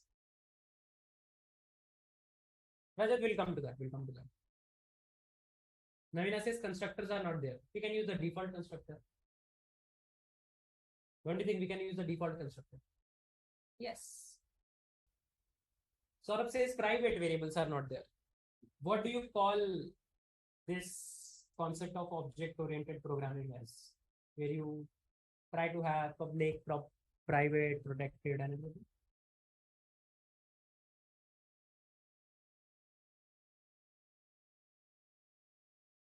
So in this piece of code, we do not have required amount of access modifiers, right?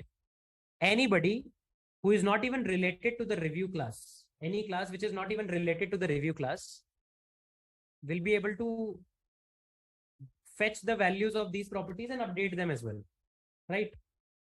Ideally, we should not allow that. In an ideal scenario, all of these properties by default should be private. Copy, paste, paste, paste, paste. Okay, that's good. But the moment you make it private, you need to have getter setters. So either you write your own getter setter, get updated at, set updated at, get created at, set up created at, so on and so forth. Either you do that, or if you remember, we added an annotation, added a package called as Lombok. Now what Lombok can actually do is, if you use an annotation like @getter, what it will do is it will automatically behind the scenes prepare all the relevant getters for your class. And if you do @setter, it will automatically prepare all the relevant setters for your class. As simple as that. Okay. If you do @builder, then what it will do is it will apply the builder pattern and will create a builder object for you that you can use in order to create your review objects altogether. As simple as that. But the moment I added builder, can you see there is a warning coming up? Using @builder for JPA entities without defined no argument constructor breaks the JPA specification. So what JPA says that, okay, you added getter setter, that's okay. But if you want to make sure that now you have a review builder, for that, you need to have a dedicated no argument constructor. No argument constructor means kind of like the default constructor, but available for the public view. Either you can add that manually, or again, it's a very common thing. So Lombok has already done that for you. You can add the no args constructor. The moment you add the no args constructor, you can see that error is actually gone as well. Okay. You can see. Now there is one more warning coming up. Lombok says @builder also needs a proper constructor for this class. So what do you need? You can add one more annotation that you can see it is automatically recommending you all args constructor. The moment you add that, you can see all the warnings and everything is also gone. I'll just cut this from here and paste it here. Sorry. Okay. Cool. And with that, without any effort, you have a no argument constructor, you have an all argument constructor, you have the whole builder class and everything automatically set up for you. You probably know the builder pattern, but now you don't have to code it. You have all the getters with you, you have all the setters with you. That's the power of a very simple and small package called as Lombok. Somnath, did you watch the lecture of builder pattern?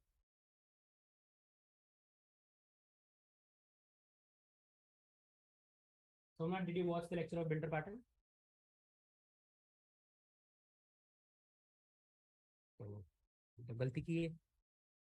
So guys, there is a builder pattern lecture that has been already uploaded.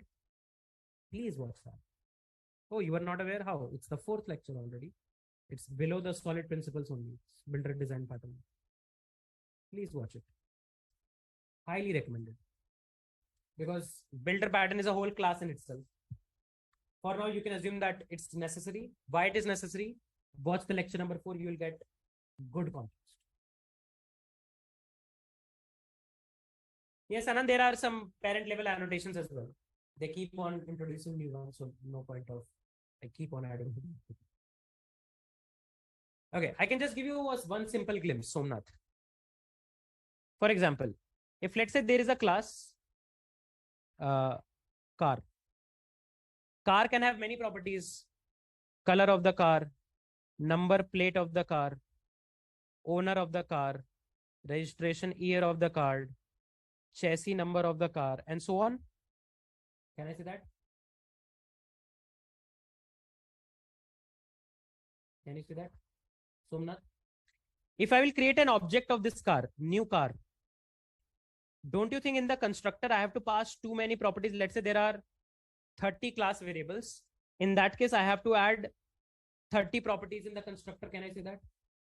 Apart from that, you need to also maintain the order. The constructor that you will define, you also have to maintain the order in which order you have given the arguments. If you need to do validation on these arguments, all of that is not possible with this kind of a constructor call. To solve this, you use something called as a builder pattern. That's what I can tell you as of now. Why no args constructor? Because in order, like Raju, read about builder pattern. In order to implement a proper builder pattern behind the scenes automatically, Lombok expects you to add both of these annotations. It's kind of like to run your laptop, you need power. That's the bare minimum. Somnath is saying, sir, we are not using constructors. But Somnath, why do you need constructor? You need constructor for creating objects, right? So currently, there is no constructor that we have defined. Why? Because just think about it, Somnath. There will be a lot of constructors that you will need. For example, let's say you want to create the review. You want to create the review by just using the ID. Okay. Or maybe you want to create the review by using ID and content. Or maybe you want to create the review using ID and rating. Or maybe using ID, rating, and content, so on and so forth. Don't you think there will be a lot of constructors that will come up? This is called as, what do you say? There's a term, constructor bombing or something, some term is there. Oh, not overloading. There is some term like this, constructor bombing or something. I don't remember the term. Constructor explosion. So there are two terms, class explosion and constructor explosions. So this is going to lead to constructor explosion. Just think about it. If there are n properties in your class, you will be having 2 raised to the power n different constructor combinations. Can I say that? Are you going to write all of them? That's also one more problem that builder pattern directly solves. That's why I'm saying, hold yourself. Please watch the builder pattern lecture. It's an ultimate lecture. You don't need to, you won't be having any questions after that. Go and watch. Okay. Cool. Make sense, guys? Is this point making sense? Okay. Now, let's say we want to create a brand new review object. Let's see how can we do that. So we'll come here. We'll come to this. Let's say, let's do one thing. Okay. Let's say we are going to have a package. This package we are going to call as repositories. Okay. Repositories. Inside this repositories, we are going to create a new Java class.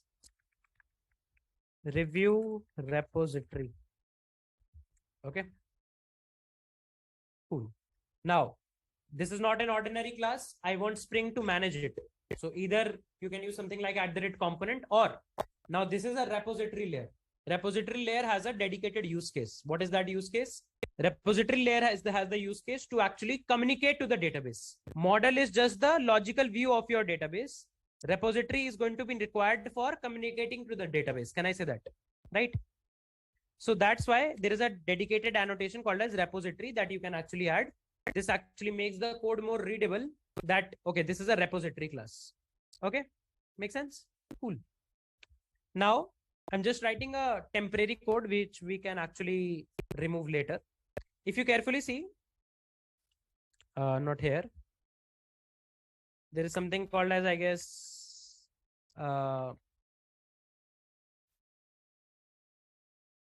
command line runner. Okay. And we have to implement a method main. Okay, cool. And one more error. Okay, cool. So now let's say if you want one thing, that whenever your class is being loaded by Spring, you want that class to actually execute a function after being loaded, right? What you can actually do is you can implement a interface called as command line runner. Command line runner actually makes you override a function run. Now, whatever you write here, for example, system dot out dot print, let's say a bunch of stars I'm going to print. And now let's say if I run my server,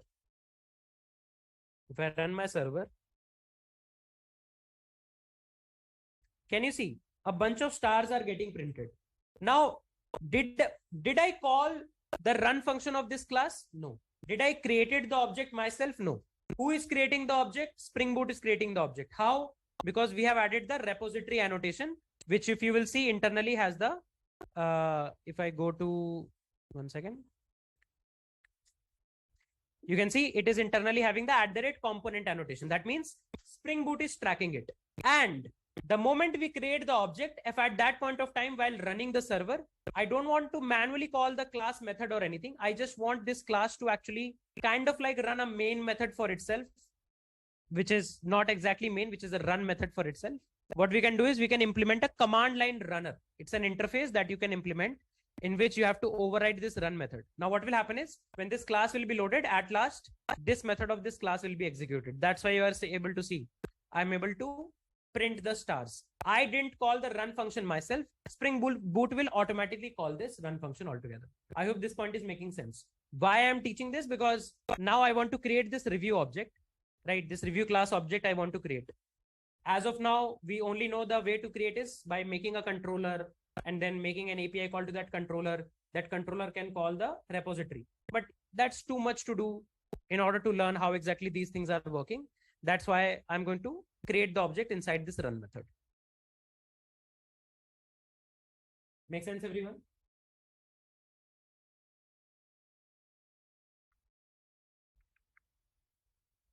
Make sense, everyone? Why I am doing this? I have not heard about method switching sorrow. Most probably I have to Google it. I don't think that's a concept in Java, but okay.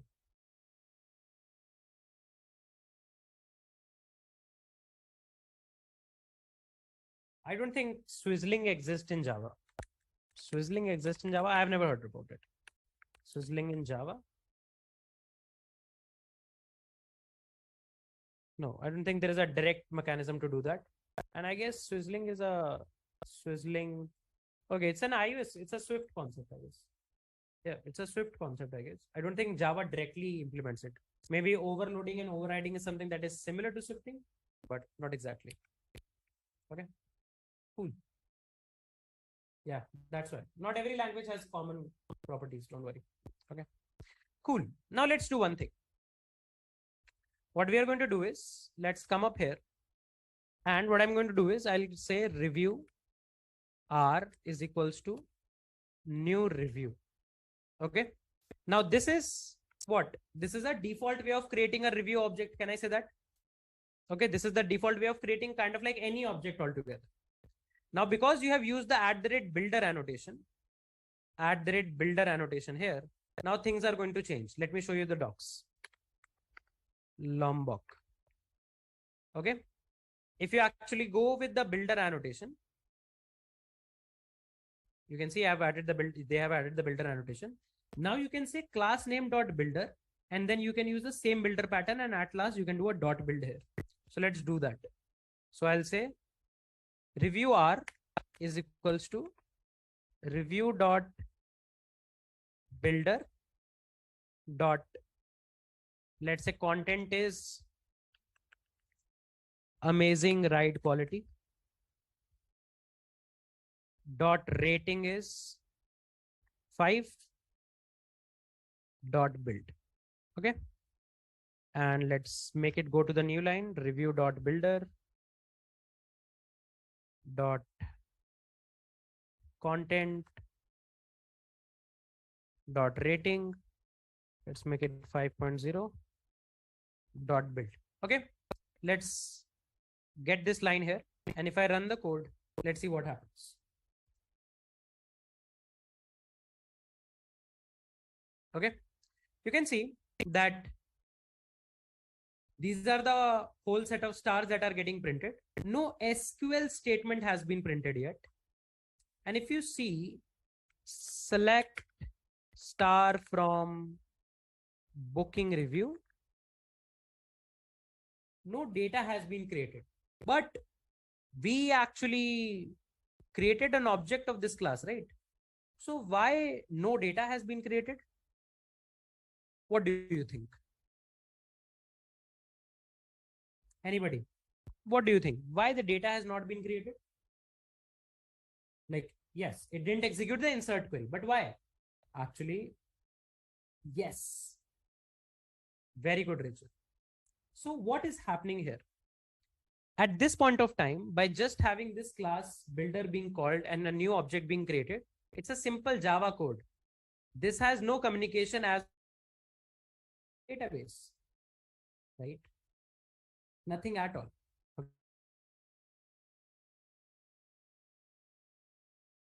Manual effort here. Okay, what is the manual effort? The manual effort is that what Spring Data JPA says is that if you want Spring Data JPA to not just create your tables, but also create objects of it, then what you can do is either you can write raw queries, that's the old way, or you can use Hibernate queries or anything. But apart from that also, what Spring Data JPA says that, okay, apart from raw queries and Hibernate queries, what you can do is you can use some internal methods. Spring Data JPA exposes a bunch of internal methods, okay, that you can actually use in order to create objects directly. Okay. For example, there is a method called as r.save. Okay. One second. Cancel. Okay. There is a method r.save that it is actually recommending, but you can see this method has not been exposed to us yet.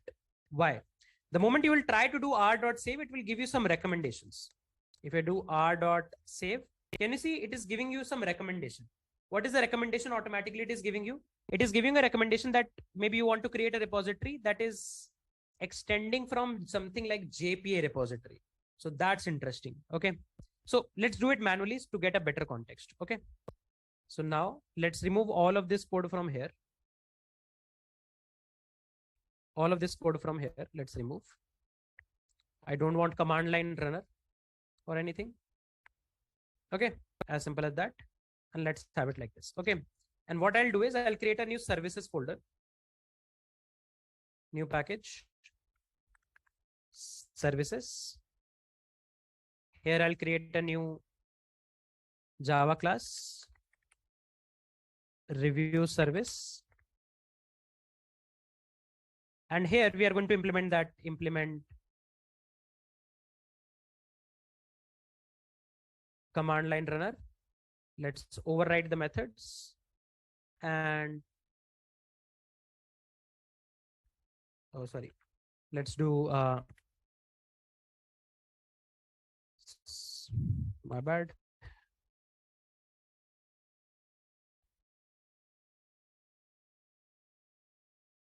Okay. And let's say I'll say this as of now. If now you can see review repository, I have again made a plain class. Review service is also a plain class, but this is implementing command line runner.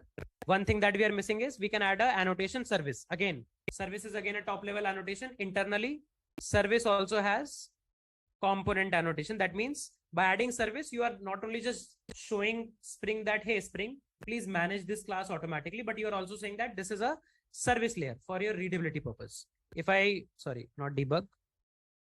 One second, let me close this.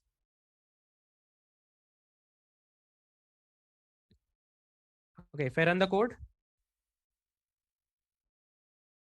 you can see this time service is calling this system.out.println. Okay. Now why I did this? I did this because now I want this object creation logic to be driven from the service and repository to do something else. What I'm going to do here is what is the responsibility of the repository layer? The responsibility of the repository layer is to communicate with the database and execute queries. Now, what Spring Data JPA says that you can execute raw queries, you can execute some Hibernate kind of queries, or I will give you some methods automatically. You just have to do one simple thing and you will get access to all of those methods. And those methods you can use in order to actually create the objects. How do you get that method? So what Spring Data JPA says that what you have to do is you have to extend your repository classes from a bunch of inbuilt repositories. What are these inbuilt repositories? JPA repository, pagination repository, so on and so forth. Now, what is this JPA repository? JPA repository, if you will go here, you can see it's an interface. What does this interface gives you? Do you see there is a bunch of methods? Delete, save all, save and flush, get by ID, get one. Can you see? This is an interface that is exposing a lot of methods. What will happen is if you extend this particular interface altogether, right? And you can see, if you carefully see, this is a generic. It's a generic, right? Can you see T comma ID? It's a generic. Okay. So this generic says that inside the T, you can actually give your entity name, and in the ID, you can give your primary key name, or sorry, entity type and primary key type. So what you can do is JPA repository of, what is the entity type? Review. And what is the primary key type? Long. Can I say that? And can you see? This has actually started extending from something called as JPA repository altogether. Okay. And now you do not need to make this a class.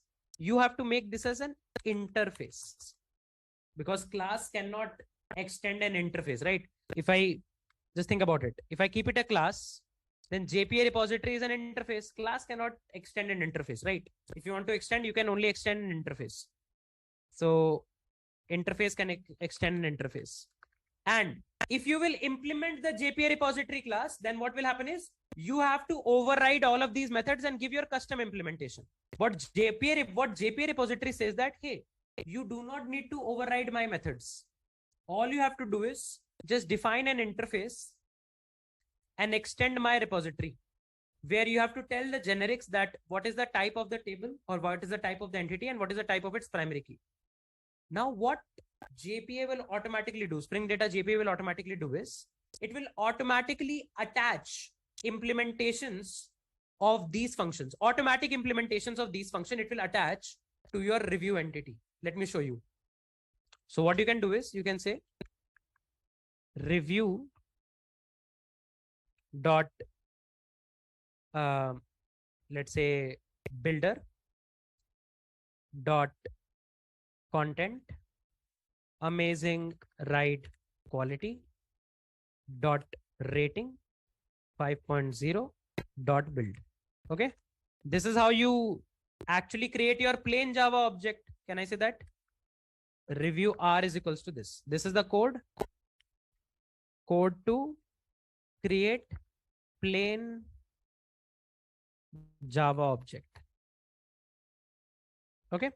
Now, on this Java object, what do you get is you get a save method. Okay. Can you see? You get a review repository dot save.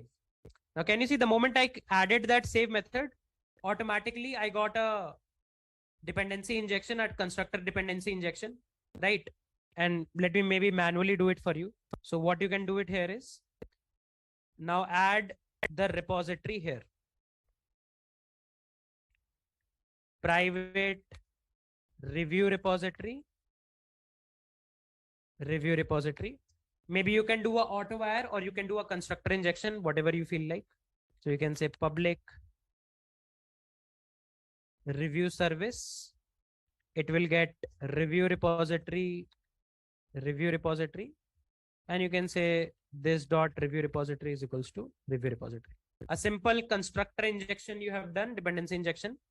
And now this review repository, can you see the object of this review repository We'll expose a bunch of methods. Let's see. Review repository dot count, delete, exist, find, update. Can you see there is a hell lot of methods that have been exported? Delete all in batch, delete all by ID, find all, find all by ID. All of these methods automatically Spring Data JPA gives you. And you can say repository.save and you can pass R. This code executes. This code executes SQL query. This code executes SQL query. Now, if you run your code,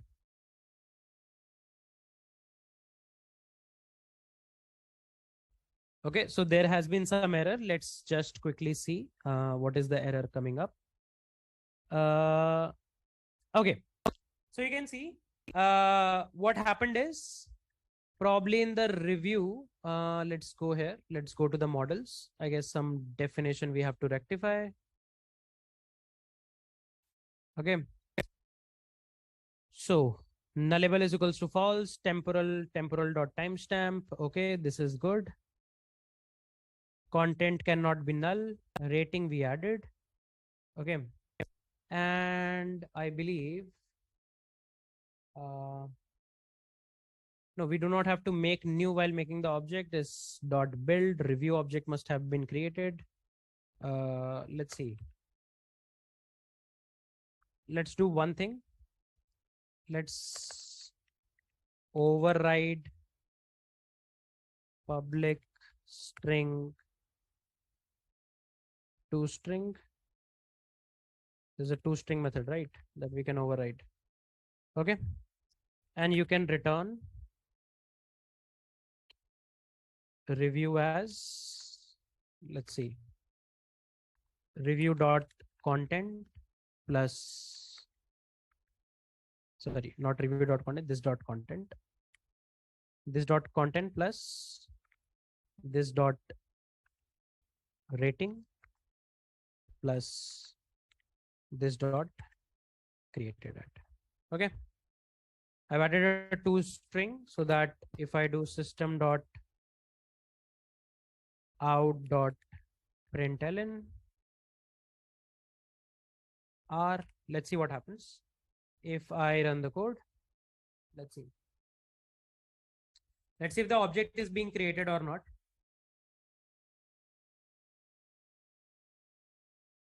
Okay, so the object is yes being created. Amazing write quality. This is 5.0. And can you see the created at property is coming as null? Why created at property is coming as null? Let's try to figure that out. And you can see the error also says the same thing, that non-null property is being given a transient value here. Okay. So what happened is here you have said that this cannot be null. Okay. If you have said this cannot be null, that means when you are going to insert it, when you're going to actually insert it inside your table, then at that point of time, created at property should not be null. Okay, so let's Google this error. Or let's do one thing. Let's just check temporal timestamp. So @temporal with not null. Okay, let's see how do we handle @temporal with not null.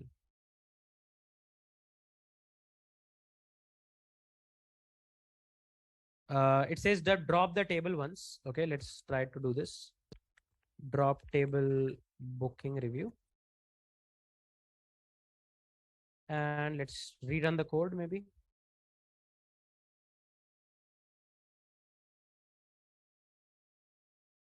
Still failing. It created the table although, and why it is failing, same not null property. Let's see, maybe probably we are missing something simple.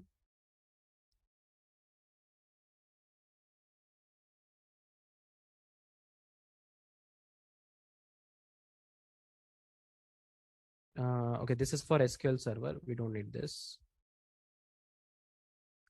Spring Boot. Okay.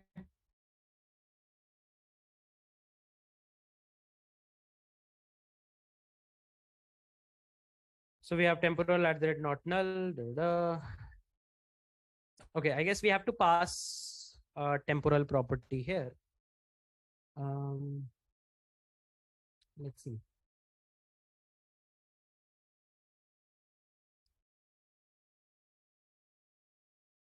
Just a second. Let's see what we can do.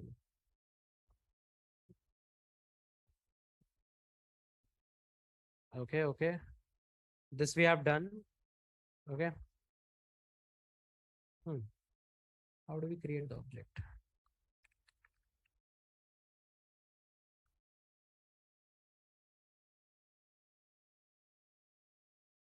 Create object. Let's see. Probably we are missing something.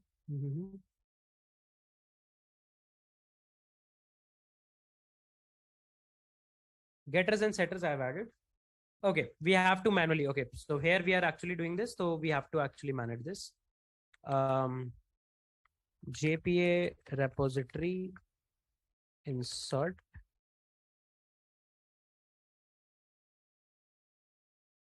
Okay, so we have to logically handle that here. Then in that case, what's the use of temporal? Just a second. Okay, got it. Yep. So that's what we have to do. So what we are missing is here inside our setters, you can see this content setter and this rating setter. In between that, we'll add one more setter created at, which we'll add as new date, and updated at, which we will add as new date. Okay, now if I will run this code, because these two properties also we need to set because we have made them non-null. You can see made them non-null. And you can see insert into booking review, content created at, rating updated at. That means some data has been inserted. If you do select star from booking review, can you see this booking review has been created like this? How cool is that? Now, interestingly, if let's say in the created at, this temporal type is not timestamp. Let's say it is a date. Let's see what happens. I'll drop the table. I'll rerun the code. Okay. So you can see updated at is timestamp. Created at is just a date. Okay. You can experiment like this. It's just a date. Let's see what happens now. So now if you do show tables, table has been created. If you do select star, can you see this time inside the created at, only the date has been inserted. Whereas in updated at, date plus time, both of the things. That means timestamp has been inserted. So what Spring is doing here, because now you have added this temporal type as timestamp or whatever it is. Now Spring is actually automatically, whatever date object you are actually giving, it is automatically fetching the timestamp out of it and storing. If you will give the date, only the date it will fetch out automatically and will store it there. If you will just give the time, it will, from the whole timestamp, it will just fetch the time and store it there. As simple as that. So that's what is the use case here. And can you see, I did not implement this repository.save method. Who has implemented this? JPA repository, because I will just define an interface which will extend the JPA repository. During the runtime, the implementation of this JPA repository linked to my review, JPA repository linked to my review will be automatically created. So all of these methods, delete all in batch, find all of these methods that are there will automatically get created for our review repository. You do not have to create it. You just have to create an interface altogether. And that's how Spring Data JPA brings its magic into place.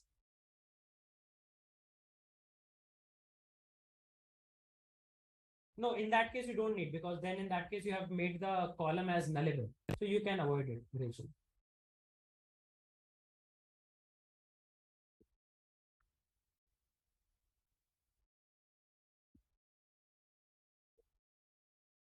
Yes. Otherwise, you have to give their generation type. Just for example, guys, did you see that I have not given the ID value here?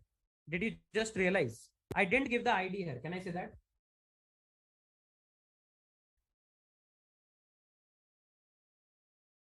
Guys, can you just see? Okay. And if you see automatically, what is the ID of the data here? 1. Yes or no?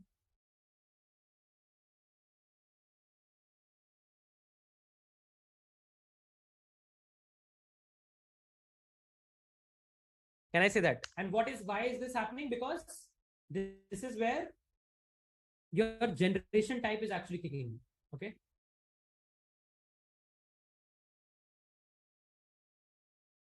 Make sense? Everyone? Now you might be thinking, okay, sir, this is working, but actually this created at and updated at should have been automatically handled, isn't it? Why we have to pass a new date? Because the whole purpose of this exercise was just one simple thing, that Spring Boot automatically manages created at and updated at, just like how it is managing the ID property, right? That's what we wanted. That's the main final goal. We didn't want to work it in this way, right? Can I say that? We didn't want it to work in this way. Okay. So how exactly we can actually handle this? Anyone? How can we exactly handle this?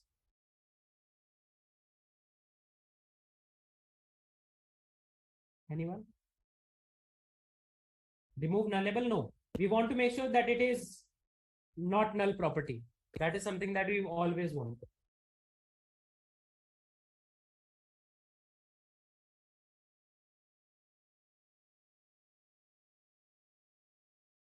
Okay. In order to make sure that we do not pass our created at and updated at, what we can actually do is actually inside our entity, we can add one more annotation, which is @entity listeners. Okay. And inside this entity listener, you have to pass an audit entity listener dot class. Okay. I've added this annotation. Okay. Let's do one thing inside our service. Let's change the parameters here from Amazon. Let's make it amazing. Right quality. If I run the code now, can you see I'm not setting the created at and updated at? Okay. Let's see what happens. Okay, this is failing. Just a second. Da-da. Okay, same issue here. Let's see.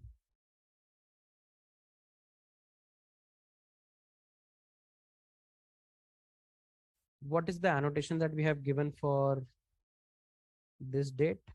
@created date, @last modified date. Okay, let's just Google it. So created date annotation, Spring Boot, MySQL. Okay.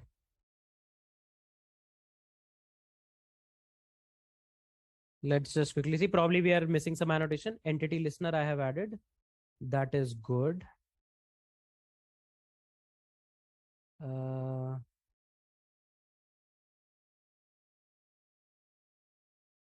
Oh, now I guess what we can actually do is we can remove one thing. Now we have to drop the table once. I dropped the table once. And if I run the code again, because the table was already created, right? Let's see. No. Let's do one thing. I guess we have to now remove the nullable. Let's remove the column nullable once. Column nullable once. If I run the code now,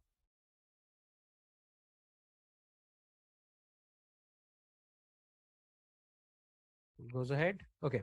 Can you see it has now inserted the values? And now if I do select star from booking review, okay, so this takes created at and updated as at null. Okay, yeah, something we are missing. Let's see, what is the listener class that we added? Auditing entity listener dot class. This is good.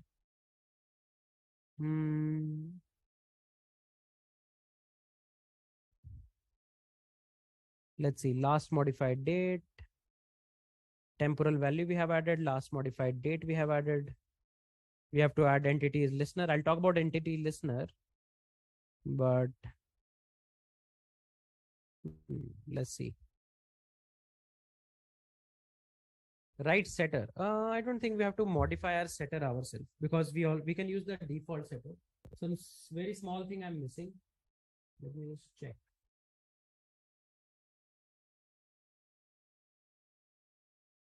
So audit entity listener dot class not working.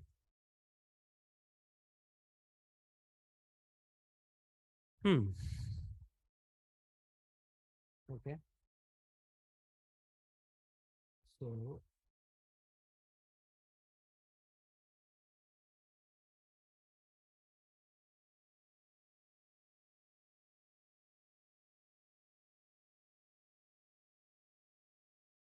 So we have this auto generated.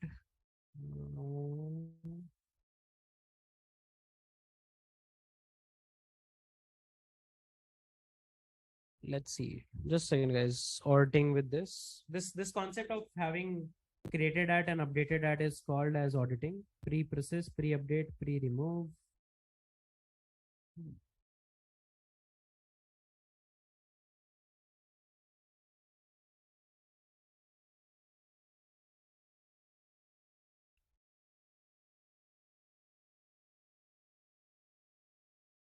Maybe MySQL has some issue. Once again.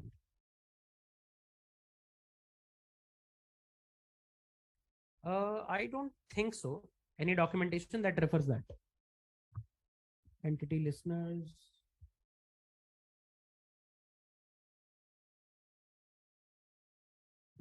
Something very small we are missing. Last modified date, this created by map this auditing listener dot class. Okay. Entity listener.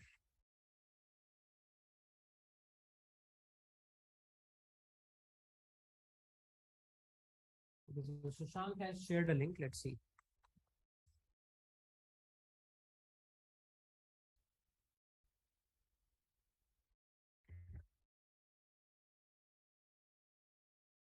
Creation timestamp. You can see we are already using created date. Let's see the documentation. What the documentation says. Oh, pretty nice. We have to find ourselves. Let's search for created date. Okay, auditing. So you can see customer created date at the rate created date.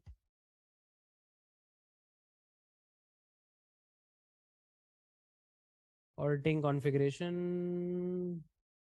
Oh, do we have to add this separately?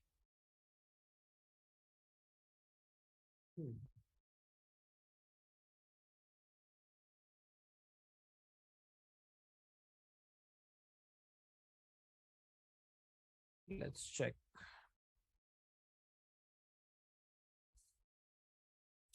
For Spring Data AVA, be aware that you add entity listener to the entity. See this. Oh, did I add anything else? No. Entity listener. I guess only this is required. If I go to entity listener, inside entity listener, it doesn't have any other annotation. Let's see. What am I missing? Okay. I guess we have to add this enable JPA auditing. Okay. So let's go to our application class, Uber service application. And I guess this annotation we need to add here. If I restart my server, let's drop the table for a moment. Let's see. And you can see this executed. If I select and you can see things are working, this looks good. I'll drop the table once more and I'll go to my review model. Just a second.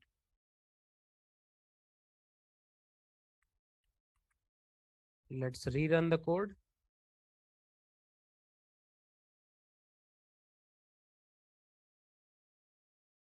Okay, this time also this worked.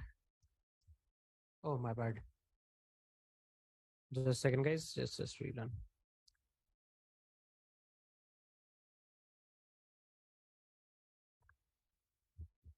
Okay, now it's working. Let me tell you the issue. So there was a small issue. We resolved it by looking at this particular article. One small thing we were missing, that inside our Spring application class, that's the main class that we have. Like, for example, here, this Uber review service application class, there is an annotation Spring Boot application that is already there. One annotation that you need to add is @enable JPA auditing. What this does is this enables JPA to automatically audit your data. Audit, what is audit? Audit means when that data was created, when that data was updated, JPA will start automatically handling that. Then one more thing that you have to do is you can keep all of these columns and everything as nullable and everything, no problem. Here, what you have to do is you have to use a annotation called as entity listener. Okay, you can see. So there is something called as entity listener. What entity listeners actually help you to do is they actually help you to make sure that whenever the entity is being created, before that, after that, what you can do is you can add some hooks. You can actually add some hooks, right? That is something that this entity listener actually enables you to do. So you can say, what are hooks? Hooks are something like before the creation of the object, if you want to do something, after the creation of the object, you want to do something, before the update of an object, you want to do something, after the update of an object, you want to do something. These are life cycle events. Life cycle events mean throughout the life cycle of an object, from creation to update to fetch to delete, everything. Throughout this life cycle, we can do multiple things. To enable these life cycle events, you can add this entity listener. Okay. And to make sure that all of these time stamping works, you have to enable JPA auditing.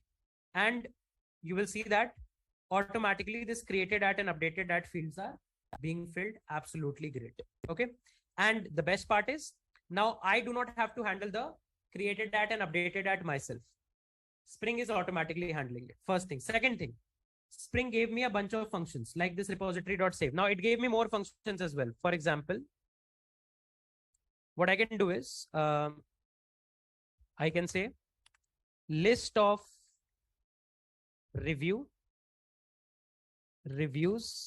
is equals to review repository dot find all. Can you see? This is automatically exposing a function find all, which is returning what? List of review. Can I say that? Okay, which is automatically returning a list of review, right? And then what I can do is for review R, or let's say review in reviews, you can say system.out.println R dot get content. How this get content is coming up? Because we have Lombok. Lombok has already given you getters and setters. And how this find all is coming up? Find all is coming up because of Spring Data JPA. If you run this code,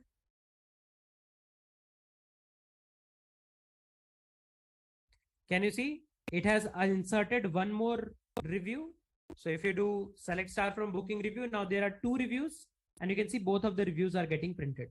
So we are not able to just insert the data. We are able to fetch the data as well. We will be later able to update the data as well, delete the data as well. All of this we will be able to do. For example, let's say I comment out all of this. Okay. And I say review repository dot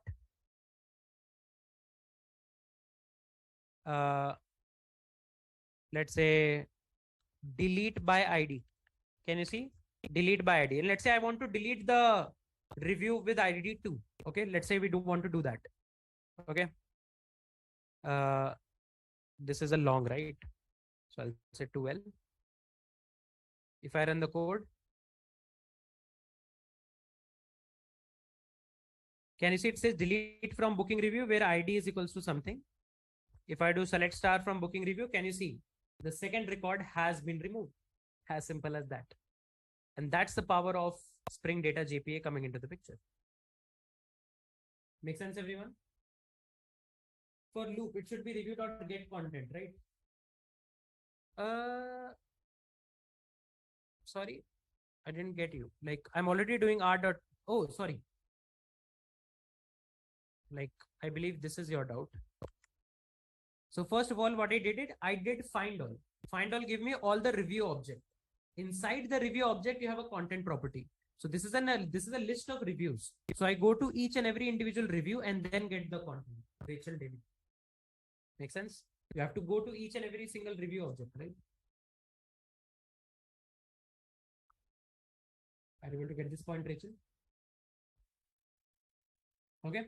Guys, are you able to understand the power of Spring Data JPA? Why 2L? Because ID is long.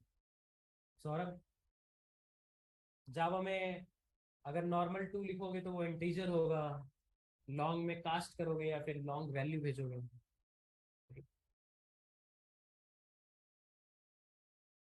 Make sense, guys? Are you able to understand what Spring Data JPA is capable of doing? All of these methods are automatically coming up just by doing this. Just by doing this. Any questions, guys? Any questions?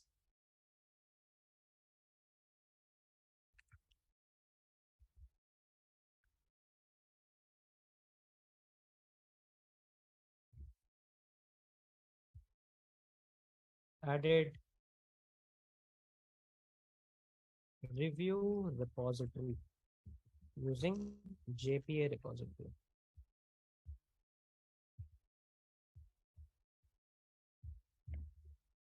Here we go. Any questions, guys? Any questions? Time for questions, everybody.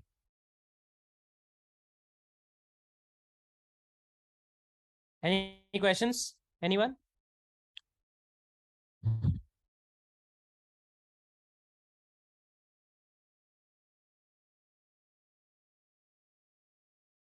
When I was working on a personal project, I had to use the same entity class at 2 different projects. One is a microservice and another is a main application.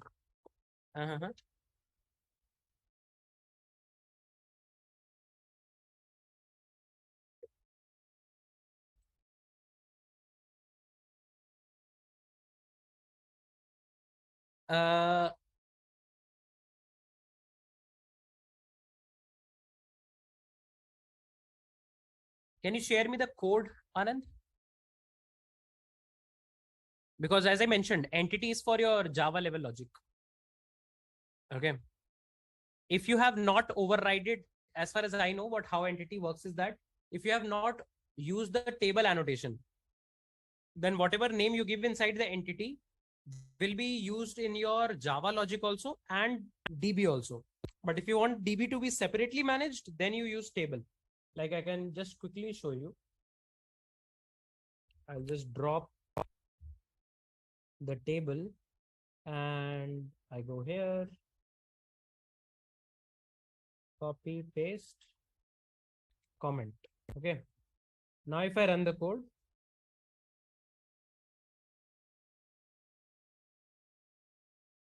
let's see. Can you see? Now, even by passing thing here in the name, booking review, the name is coming as booking review. Okay. And if you do show tables, you can see booking review is coming up. Now, let's say you have table name and an entity name. The entity name is booking review entity. Okay. Let's say you have both the annotation. Let's see now what will happen. Let's drop the table.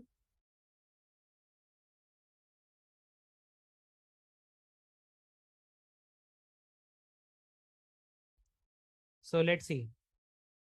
Can you see which took the precedence? Table took the precedence, Anand. So if you have override, guys, that's the answer for the question for Anand. That if you have overridden your table name using @table, then the name in the entity is just for your Java logic. If you have not overridden using @table, the name in the entity, name property in the entity is not only for your Java logic, but for your table logic also.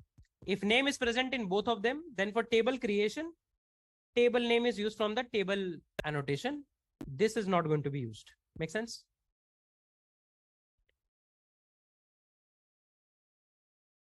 Got it? I guess that answers your question. You don't need to share your code. Does entity listener have any relation? Like, yes, like I guess by just enabling data JPA auditing, I believe that should work. For example, if I remove it,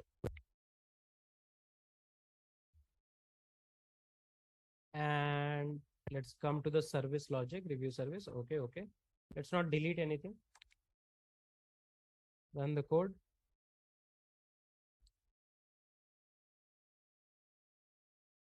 Can you see? Again, the same not null property is working here. Can you see, Rachel? And now if I bring it back and run the code again, this time you can see it works. So it is related.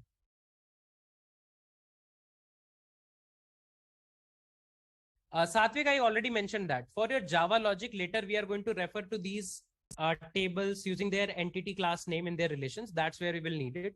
In some classes, you will realize. What is the relationship between data type of Spring and column type of MySQL? First of all, Spring doesn't have a data type. Java has a data type. Now, let me read the remaining question. Like string is mapped with varchar and integer with int. Yes, there is a dedicated mapping. For example, long is mapped with big int.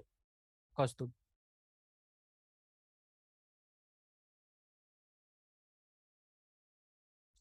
Rajat, that's the default auto increment behavior as far as I know in databases.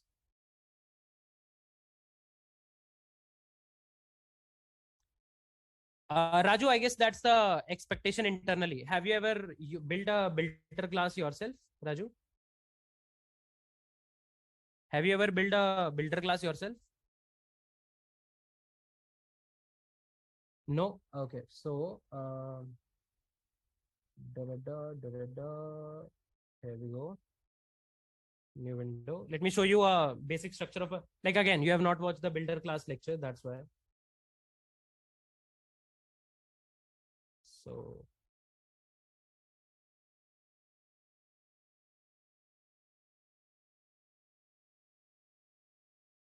oh, sorry, this is a problematic code. This is a better code. Okay. So can you see, this is a product class.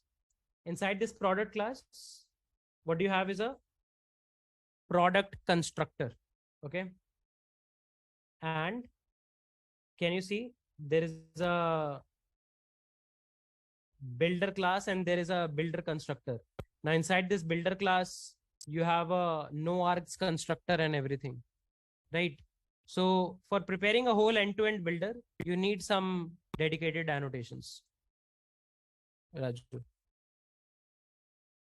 You need a bunch of constructor to be like, eventually this is the final implementation that internally it will be doing. Maybe even a slightly more end of optimization on top of it. Got it? So you need that. Read about builder pattern. More questions, guys. More questions. Anybody else? Did you guys now understand what we were talking about around Spring Data JPA? You can see how writing Java code is being replicated inside your MySQL server and how things are actually working.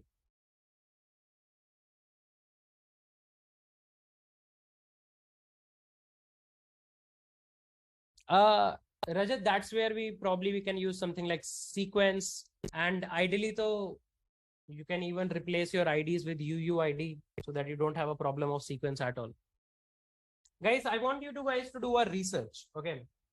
I want, like, in the primary key property, instead of keeping a number as a primary key as an incremental value, a lot of time people actually use something like UUID. What I want you guys to think is, why do you want to use UUID? It's a very critical problem to solve for a lot of databases. You have to figure out why UUID exists. Like, why do you even want to keep your primary key as UUID? Because if you want to store UUID, it will be probably stored as a binary or a string or something, which can be more expensive. Maybe if you store it as a string in terms of if you compare it with number. So do you need it? If yes, why do you need it and when do you need it? We don't need it always. There's a specific situations when we need it. Think about it, read about it, you will get understanding. Are you able to get this point? We can discuss about it, Rachel. Like, no problem as such.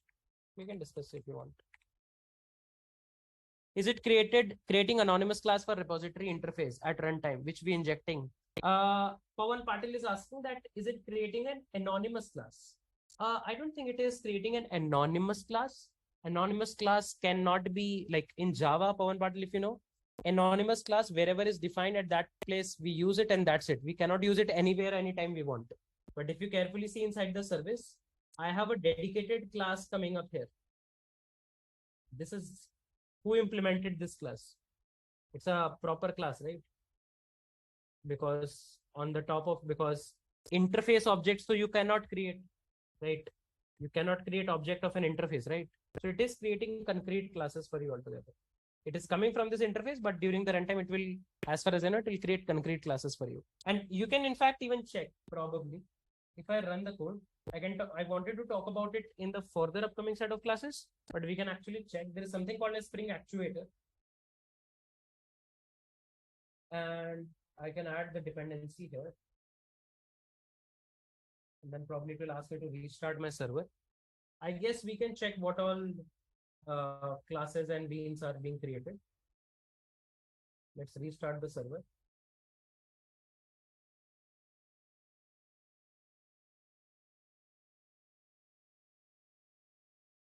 Uber review service and